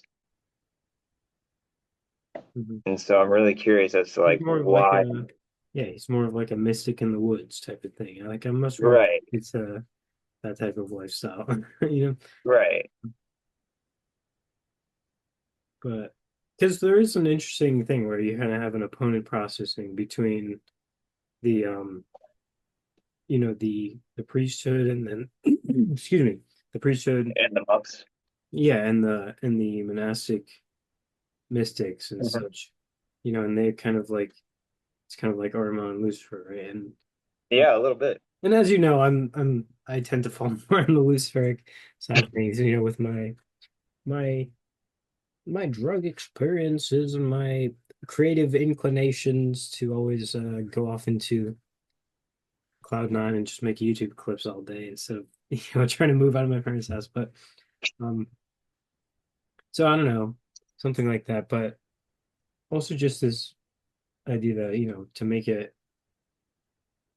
more day to day and such. I don't know, and I'm also like kind of the conspiratorial skeptic in me, kind of worries about you know the solidity or of these hierarchies of authority, so called, you know. Mm. So I don't know, but I'm definitely not like as closed off to it as I may appear, and I might, you know, it would be cool maybe if I found some friends to live with, and then not that I have no friends, let me be clear, but you know, um, find some like-minded people who are trying to move out, and then maybe we would go to like an Orthodox church or something, but I would probably want to be like very clear about things with the people. I don't know. You've talked with your priests about some of the stuff that that you're interested in online and stuff. What are you kind of thinking about that? Like what's your experience of that? I mean, when we had like our first call, we were pretty much on the same page on everything, like in regards to like the pantheism, and or that, everyone is God in some sense, the cosmos, like creation itself being the church, and kind of this skepticism towards the Trinity, in seeing it as more of a, like, trying to maintain some sort of symmetry and have a God the Father and God the Mother, with Christ sort of being the that transcendental unification of opposite situation thing. Um, but my experience was just like through, like when I did catechism, I thought, okay, we're gonna do catechism just because, like, yeah, I feel like it's almost disrespectful that I'm not even like gonna try, and that I'm just gonna show up every day and never be in communion with all these people, and never even try to, like. So I went forward with catechism basically just thinking like I'll try, and then we'll see how far I can get before I get rooted out as a heretic and then, condemned and put outside the doors. But I guess, I mean, maybe I was brainwashed, but through catechism, I feel as though I just learned that perspective, which we held, was just not what Christ taught. And it was just in contradiction with the teachings of Christ in the scriptures and his apostles. And which particular aspects are like, and also because a lot of that time I don't know like how well we captured Christ's teaching, and I think that we have like somebody to tell us what Christ taught. That's where maybe I get a little bit hairy, but like what were the particular kind of things that you feel like you were mistaken about? What did they convince you were wrong about? Pantheism, first and foremost. You are the divine light. You are all there is. You are God.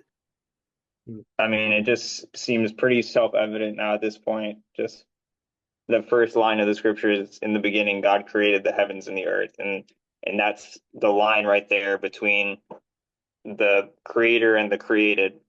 And they're not like as intermeshed or like as one in the same as I would have liked to think, which I now think that thinking was more so a product of pride and like this desire to want to be able to say that I'm God.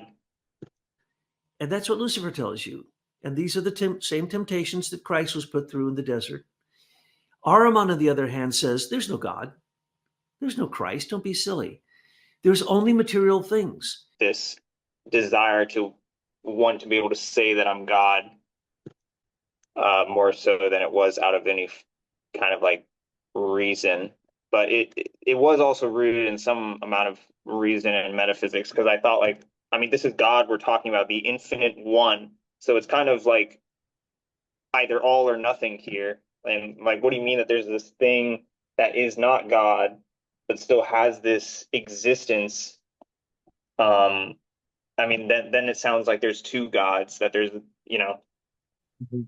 but yeah, I think God is like the the essence of all things in like a very immediate way. Like I don't know, I would probably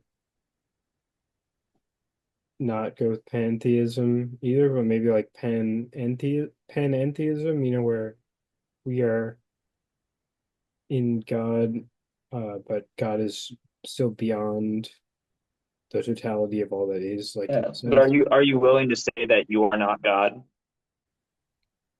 And that you do not like I mean, possess the divine. It's like, what was that part? Sorry. It's very, sorry. I didn't hear what you said just at the No, end. you're fine. I don't even know where I was gonna. Blah, blah, blah, blah, blah. Are you willing to say that you're not God? Like, are you able? Like, do you? Or No, I think God is who I most am in the core of my being is God, but like I'm out of accord with that. Yeah. So you think that you're out of accord with yourself and that you're actually God, Yeah, but it's that kind you're of like, making yourself not God. yeah, I think sin is like basically like, turning away from our ultimate kind of purpose or identity or something. So it's like that. It's kind of like the whole thing with the Kabbalistic sparks, where that spark of God, like if God is I amness, it's like we have a spark of that I am, and then but we don't like nurture it, and we cover up the spark with all like bullshit and like there are different translations of the very beginning of Genesis, like there's ones that are more not like created and now it's done and it's created, but it's like in the beginning of the creating, like the ultimate reality was split or something like that. And that's kind of how I think about it. And I don't know, I mentioned that a lot of it is still compatible, you know, like, but yeah, I don't know. Yeah, pantheism, like, just I don't know. I've been really looking at some of the process theologians and stuff where they talk about, you know, the cosmogenesis, like the ongoing creation of the interaction of God the Father, like heaven and earth, like the core of the potential space where this ongoing interaction is creativity itself, and like the creativity is what is most, that's the Christos, the creative word, eurythmy, the gestural word, and then yeah, and that we can participate in that insofar as we like accord with our ultimate nature being that kind of in between of heaven and earth, humanity standing at the bridge, which I would imagine a lot of it does fit with basic, or you know, like Christian, like I don't know, Christ's teaching, but I don't know exactly if that's what the church would say or something. I don't know.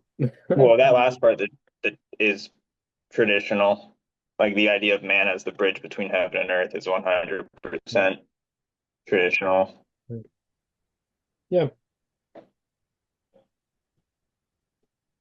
Part of it could also be maybe like a little bit of what Peterson does, you know, how it's like he doesn't want to openly be, even though at this point he's kind of like, you know, the ship has sailed on that one, and he's obviously like very strongly promoting Western, you know, values, traditional values and stuff, but like, at least in certain ways, but you know, to not be so explicitly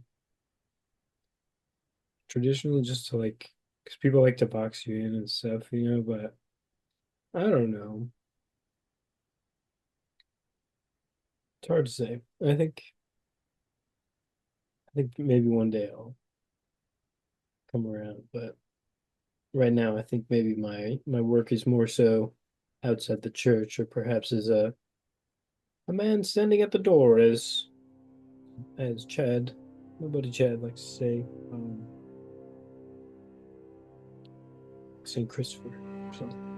But all right. The reaction that I've had from my hierarchy has been overwhelmingly positive. Obviously, I've been worried about that because I'm talking about things in a way that are a little surprising to some and maybe are not from the same angle. And so I was always worried that people wouldn't understand what my purpose was or what I was getting to. But I haven't felt that. I've really been supported by my own bishop, and then by, you know, just by the hierarchy in general. So that's been wonderful. Yeah, that's awesome to hear.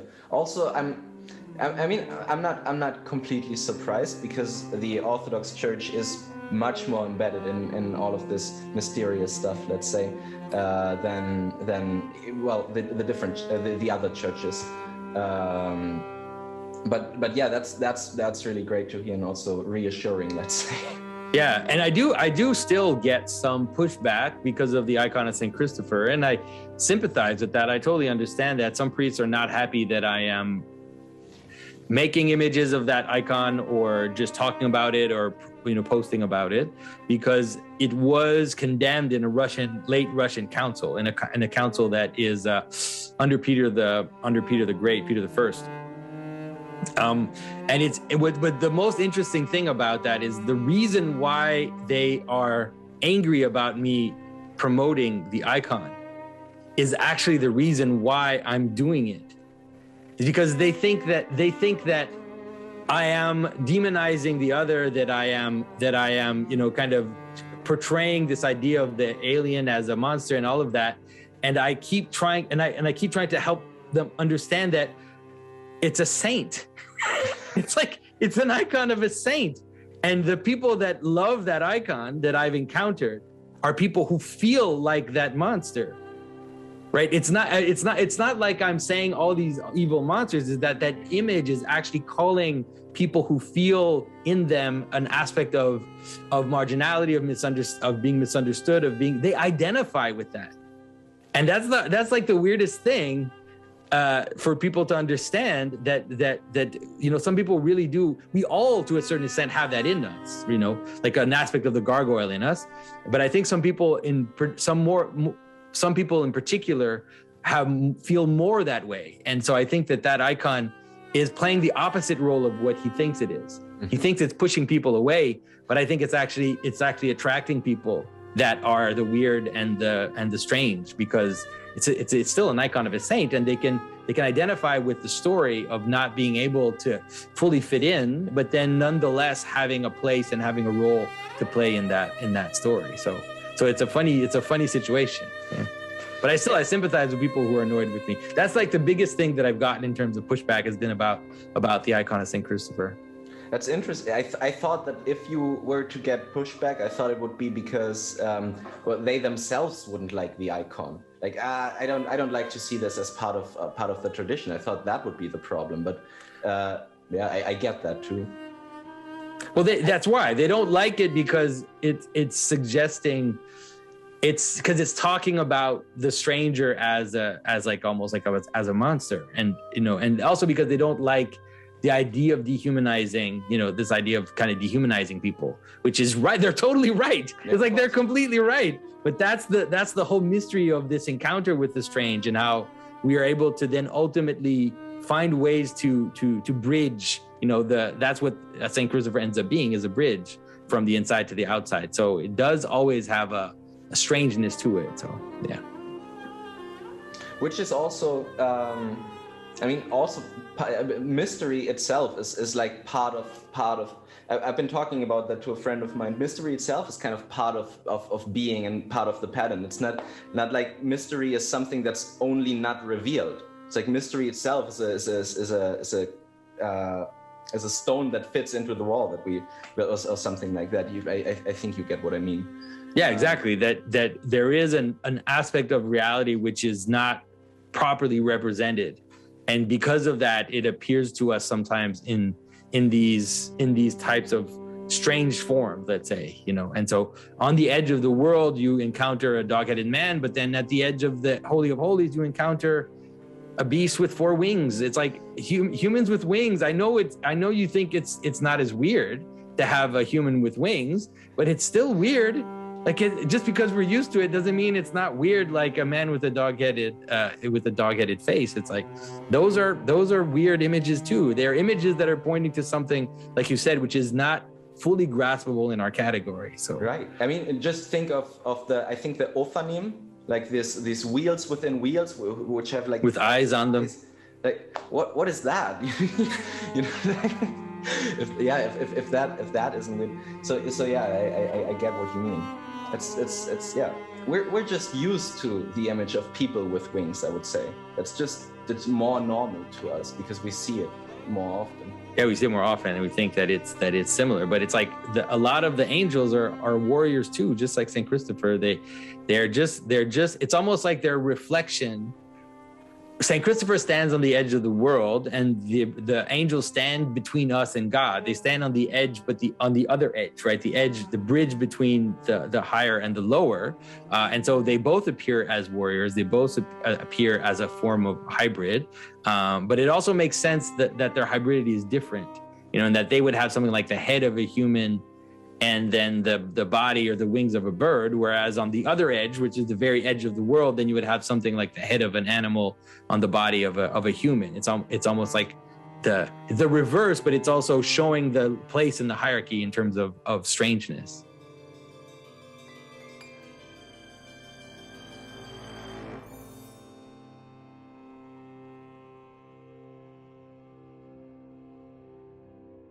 But we'll find out. We shall see. Yeah, but it's like even the gargoyles are attached to the church. Mm-hmm. They're not like free floating. Yeah. I don't know. I'm not trying to sound like I'm like condemning you. I honestly, more than anything, I'm just curious. Mm-hmm. Well, there's also the aspect that the people in the church don't actually live together, you know, and like that's a big part that, like, I think it would be what I'm more so seeking is like people to live with who I can like go through my 20s Yeah. and like the rest of my 20s with, and like um and I don't know, like Yeah, like as opposed to like a social club that you just show up like once or twice a week to talk to some people for an hour and then you go back home to your normal life. yeah, but it's also Yeah. not, but it's also not to denigrate that, because that's better than what I've been doing. I haven't been doing much in-person stuff in general, so, and there's like so many people that it's like it's always relative and contextual, right? That like for some people it's exactly would be good, and then maybe like you know yeah, there's never one like right answer, I don't think, or at least the right answer shows up in different ways at different times for people and stuff, and I don't know. Yeah. That part of the beauty of the Orthodox moment is that so many of these churches are tiny. It's ironically like a new Reformation. It's just the 30 or 40 of us, mostly young men and young families, and we're doing this strange countercultural thing where we're doing the liturgy and we're reading church fathers and we're rediscovering, and it's the heady days. But that's happening all over. And I don't want to take anything away from that, because I celebrate that. And every time someone comes to me and they says, I've discovered the Orthodox Church and it's exactly what I need for me and my family, I say, praise God, you do that. You lean in it, you give them your money, you give them your time, you form that communion with those people. Please do. But it is part of this question of, okay, and what I really love about watching your journey right now is how I think, because of what you've been through with your journey in Game B, for many people, the retreat into the communion level of Christianity looks like Essenes in caves in the Negev desert. Nice. But you're not doing that, because you see the connection. You're not saying, as I think in some ways fundamentalism, neo-evangelicalism, many of these Christian movements basically said, we're going to run into the desert and I'm going to be in my little Christian enclave and I'm going to pray and, we'll fly away one day. But you aren't, and you're seeing the connection between the communion layer and the rest of the layer. And of course, none of us know, well, how's this going to play out? Well, that's what we want to know. But again, that's the modern. I can tell you how it plays out if you want. Oh, yes, please. We skip the end. All of this is really what I just wrote about in my latest article, talking about some of the history of the early church and trying to talk about some of this.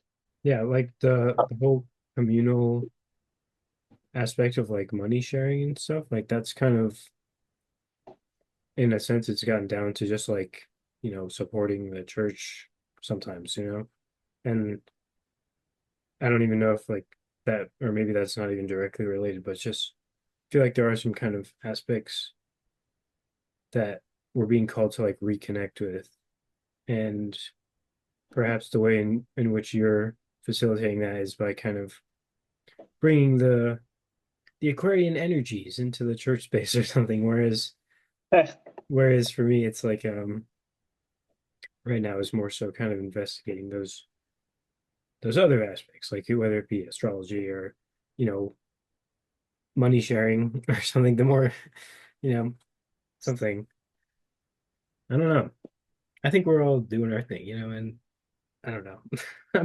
This is my defensive squabble, my squirming upon you asked about the church, but yeah, if there was a church I would join, it would probably be the Orthodox, or something like that. I don't know. Just hard. Yeah. As a fun fact, the Orthodox Church is actually the only church, and what I meant by denominations not existing is just that there's only dioceses, and all the other so-called denominations of Christianity are just counterfeit churches, counterfeit Christianity. Oh yeah. Oh, and the exclusionists. Got the dunk in. Yeah. You know. Oh, and the schnob close-minded guy. No. Let's go. I don't know. I might be inclined to agree. But I don't know. I saw the whole Catholic thing with Easter. You heard about that? Oh yeah, that Easter's on the same day Yeah. this year. You know what else it is? It's the 1700th anniversary of the holding of the Council of Nicaea this May. Wow. Yeah. I think there was let me see. Hold up. It's I'm pretty sure in God's video about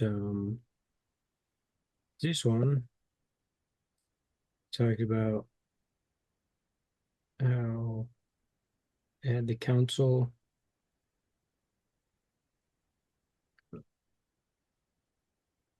Yeah, Griffin's not the biggest fan of Nicaea. Yeah, right here. In circa 180 AD, Irenaeus wrote Against Heresies, a very pointed work which identifies, articulates, and denounces the beliefs which Wait, I don't know if that was the Council of Nicaea though. I think it's just a little bit after that. establish a church hierarchy, to verticalize the structure which its author deemed heretical. The book condemns the doctrines of Valentinus, Marcion, Basilides, and many others, and is extremely hostile to the dubbed heretics. For just a taste of its barbed tone, Chapter 1 of the first book is titled Absurd Ideas of the Disciples of Valentinus as to the origin, name, order, and conjugal productions of their fancied aeons, with the passages of Scripture which they adapt to their opinions. The same Valentinus, according to Tertullian, nearly became the Bishop of Rome. He claims that when this position was not given to the heresiarch, he applied himself with all his might to exterminate the truth. He marked out a path for himself with the subtlety of a serpent. Okay, so that was right after yeah, I remember he mentioned the Council of Nicaea. That's all I was looking for. But I guess that's not. Yeah, it's somewhere in there. I think it's like right after that part, but yes. Yeah, I need to get my hands on that book. Irenaeus, smart fellow right there. Yeah, there's that one guy, Basilides, who sometimes comments. He's left a couple comments on my channel. This is, of course, probably not the same Basilides, but in a symbolic, Probably in a symbolic analogical sense, Basilides is present through this person. And yeah. With one of the heretical groups that Irenaeus wrote against, he wrote about how he was condemning like how they put some sort of like special sauce in the wine for communion. And a lot of people want that to be psychedelics. I don't know if it was one way or the other. That's been kind of lost to history, but that's one of the ideas going around. Yeah, and it's kind of like grasping at straws to know like what the at the Last Supper, what was going on with that cup, It was wine, right? It was wine and water, bro. I would probably assume so. Although that's how they took all their medicines back in those days, is that they would mix it with wine. And like they would always have wine with all sorts of different stuff in it. And I don't know. I'm not particularly like stuck on that interpretation. Particularly because people would then try and reduce it. People think that, if there was some sort of medicine in the wine, that that's what was going on, and people forget about the cultural worldview and the ritual traditions and stuff, and how those really, the trip is not just the drug. The trip is like the why you're doing the drug, the how you're doing the drug, and like who you're doing it with and stuff. And like that's actually part of it too. It's like, it's not just they were getting high or something. I don't know. I don't know. Yeah. But Yeah, the big secret about the wine at the Last Supper, was that it was actually the blood of God. That's what made it special. I heard something like that. Mm-hmm. It's so funny, right? Like people wanted to, oh, he put magic mushroom sauce juice in the wine. But it's like, Yeah. you think mushroom sauce has anything on the blood of God? I mean, No, that's yeah. crazy. It's like that's actually like less so. Like, how is it being a psychedelic making it more mystical than calling it the blood of God? I mean, It's true. It is true. And you can have some pretty psychedelic experiences, like without, no kidding. Yeah. I mean, it's materialism is what it is. A lot of like Yeah. the psychonaut mindset.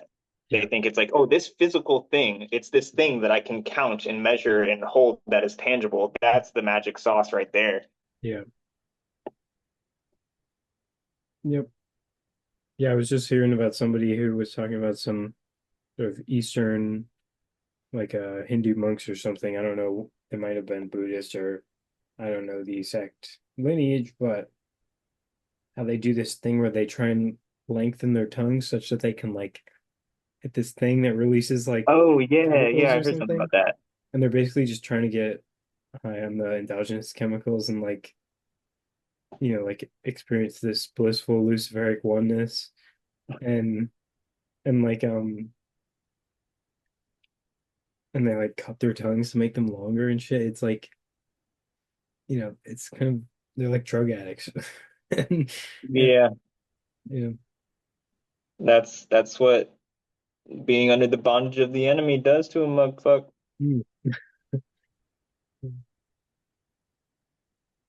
Yes. I've been increasingly thinking that whenever you have a problem with Lucifer or Yaldabaoth, there's always the other one kind of it's like you never get one or the other. It's always kind of like either you have flatland dualism where it's just opposing opposites as it were, or there's a way where they're seen in a different context, like where then you have the vertical dimension or something, like Yeah. yeah. Because it's like anytime you point to someone and call them luciferic, you can also see like an harmonic shadow side, like kind of how you were saying, where if you seek total freedom, then you're actually kind of enslaved to that. Yeah. And there's always these flips that happen. And yes, it's such a I really strikes me as a powerful interpretive framework, a lens through which to read the world in a coherent way. Yes. Yes.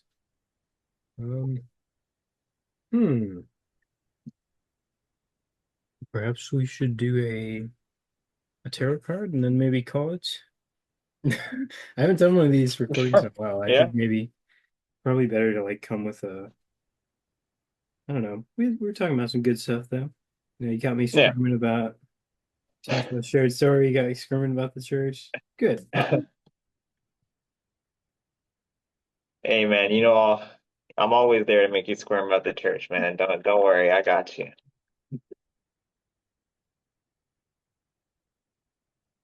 No, honestly, I hate it. I hate that I'm like the Mr. Yaldabaoth, Mr. like Orthodox only way heresy guy.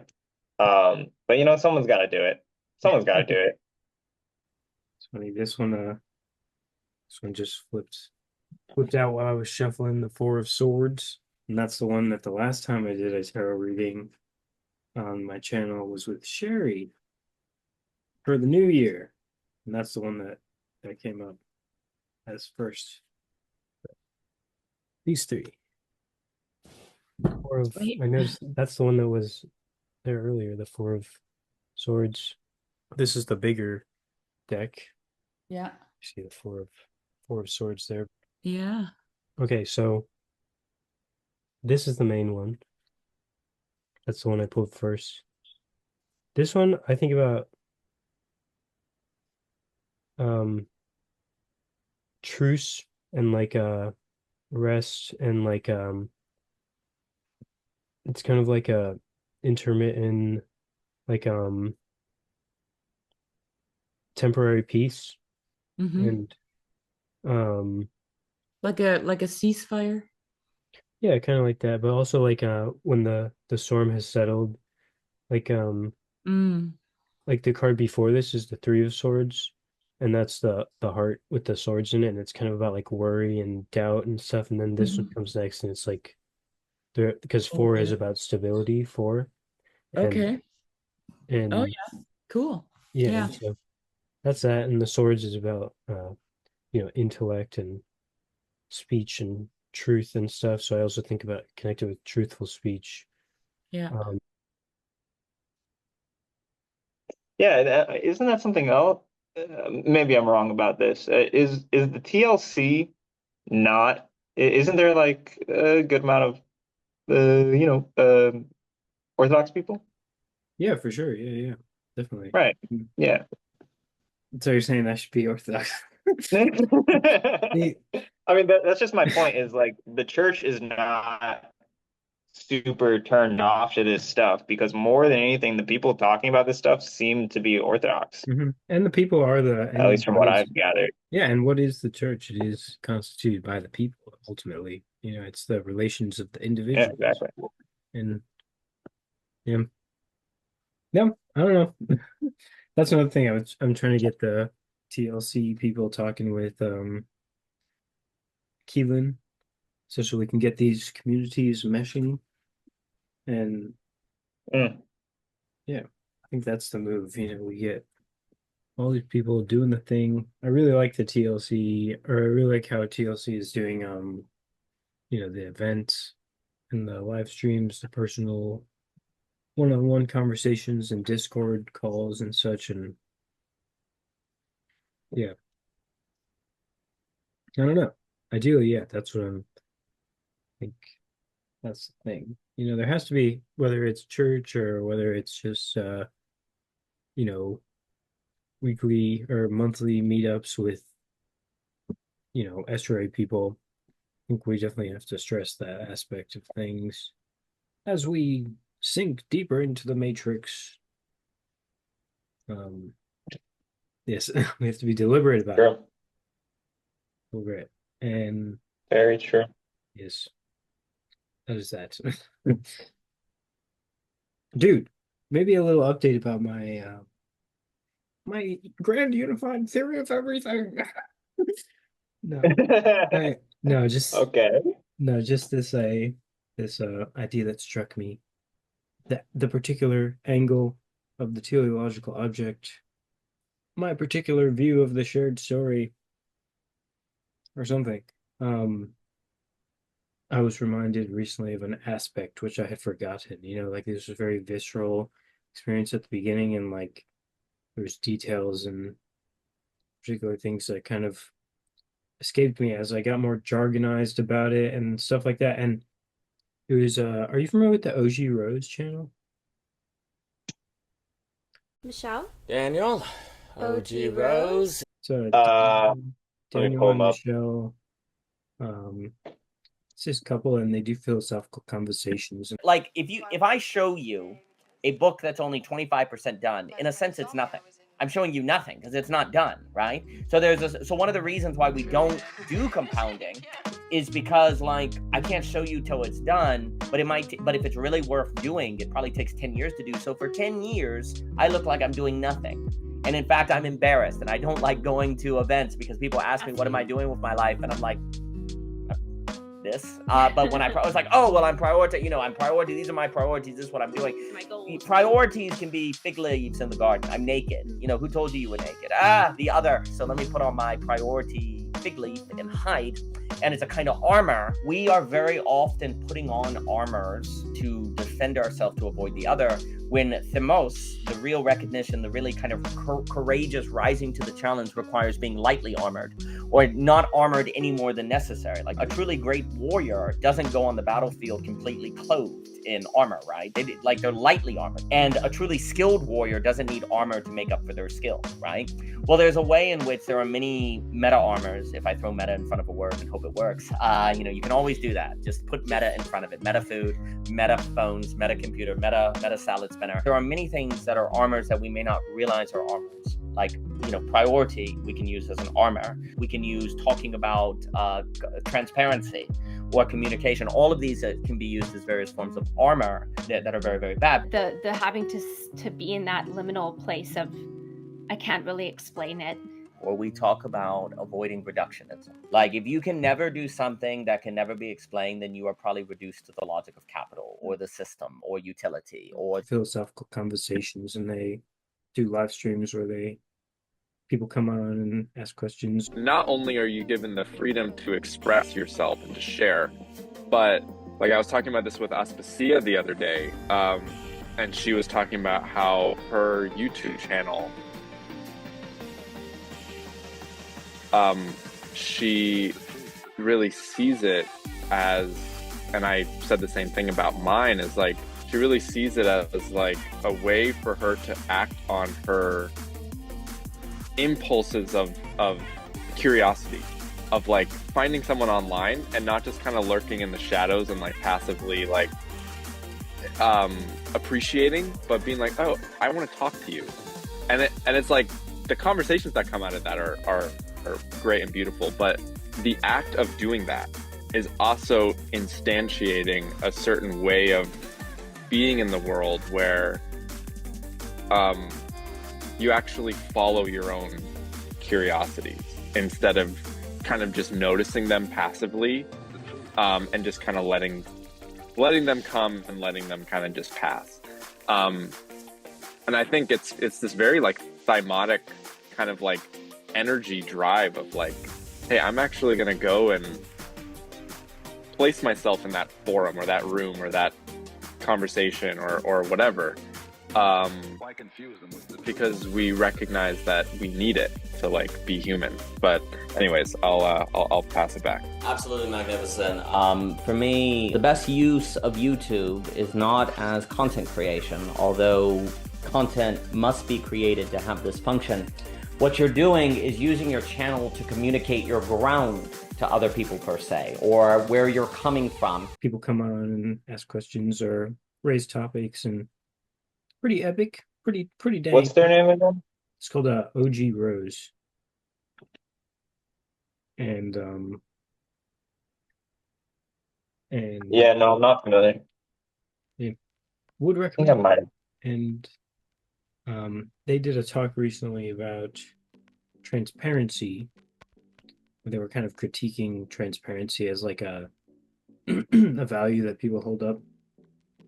I'm talking how it's more about veiling and unveiling in like the appropriate time, such that like you create the conditions for people to unveil with each other, whereas if you emphasize transparency, you just say exactly what you're feeling, or like you just drop some big theological thing on someone who's not ready for it, or like it's about creating the conditions for dialogos wherein the proper unveiling can occur. Like, this is why also when it comes to like mind reading technologies, I think that's not the way to go, because the veiling, there has to be a certain spiritual development or like discernment which accompanies it. Like if you could just see through people's veils, or like somebody could just see exactly, it's like, no, there is a certain spiritual development to which kind of balances out the power of this, because it's a powerful thing. And just that aspect, because what that is kind of like, it's kind of like acting in a sense. It's like there are times where you kind of have to lark, because if you're like with a kid, it's like you don't just want full transparency, you want like appropriate behavior which allows for the context in which unveiling can occur at an appropriate rate or something, right?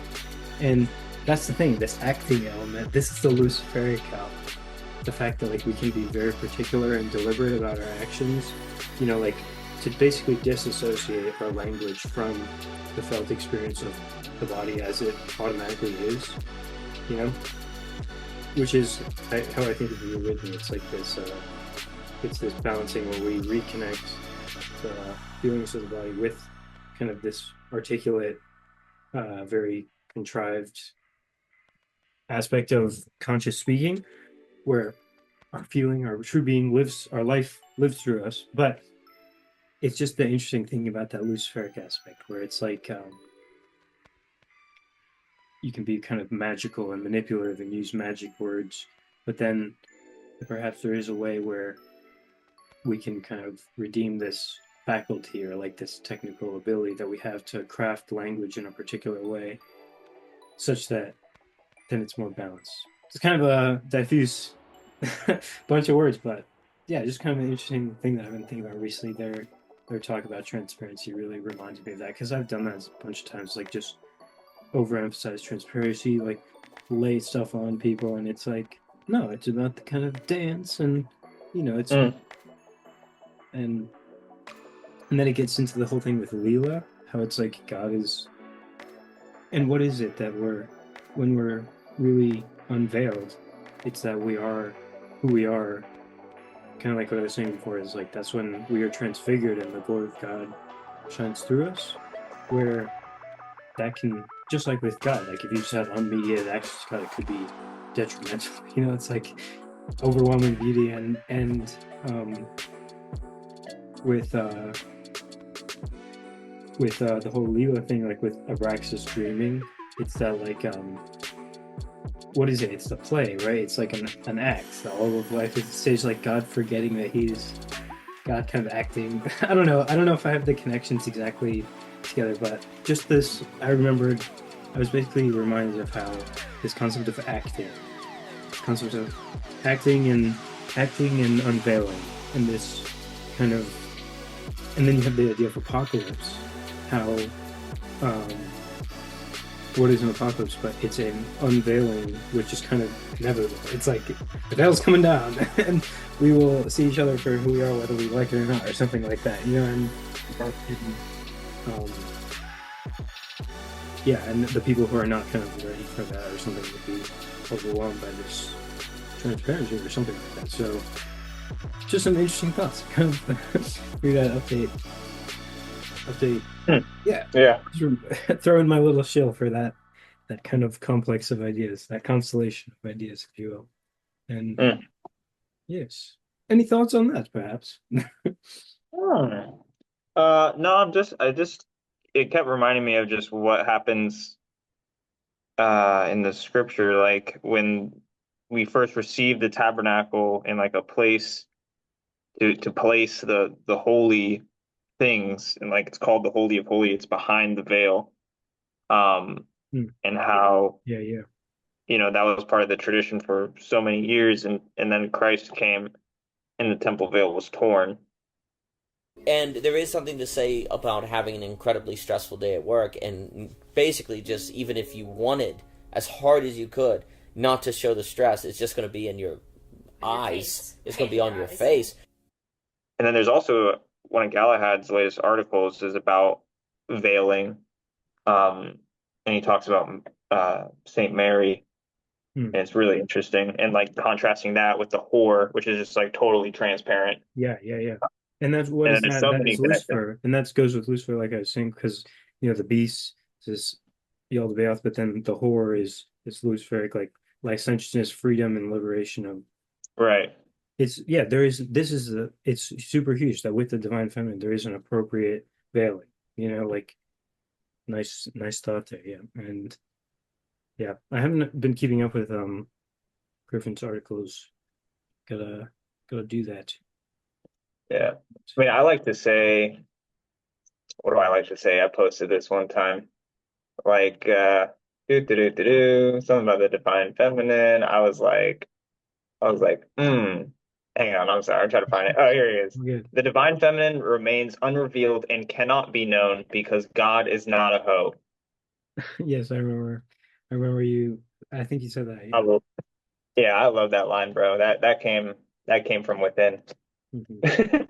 I think that, you know, we can come to more deeply know the divine feminine, but it'll always kind of, and ultimately be a kind of mystery that exceeds us. You know, it's like, insofar as you know more, then the mystery is deeper or something like that. You know, it's like this idea that the veil that Yeah, right. I feel like the only thing you can know about it is that you cannot know it. Like that's like the source of God's apophaticism. I definitely Is think you the can't know it femininity. I definitely think you can't know it in a propositional. Well, I mean, like we can say certain propositions about Mary, but at the same time, I'm reminded, like, you know, words cannot approach these things, these these realities, and um, oftentimes, Yeah, you know, but Mary's not divine. Mary is merely human. Not that there's anything like meager about humanity, but I don't know, maybe. knowledge. I like that Tom Brady does that thing where he says Mary Sophia. I know we had some exchanges back and forth about, because also Christ has a Sophianic aspect. But I would say that would be insofar as he's related. He's of one flesh with his mother in a sense. It's like, if that makes sense. Yeah, he receives his flesh from his mother. Yeah, You know, or through his mother. Yeah. he's one with Sophia in that regard. And I don't know. It's it's super deep stuff. And but yeah, I really like that point about veiling and like proper veiling and proper unveiling. So powerful. And that's the talk of the time, I think, insofar as apocalypse, as I said, and you know, the veil being torn away. And yeah, cool. It's Cool. yeah. I don't know. Yeah, perhaps we'll wrap it up here. I think some nice mystical thoughts to close, and I don't know. Yeah, let's do it again sometime soon. This has been good. I haven't done this in a while. I appreciate you hopping on. Yeah, for sure, man. You just let me know whenever you want to talk again. Cool. And maybe some other people from the Telegram group. That would be cool. I would love to get some more faces up in here and stuff. Cool. All right, I'm gonna stop the recording. Maybe we'll chat a little bit. And then thanks for watching, everybody.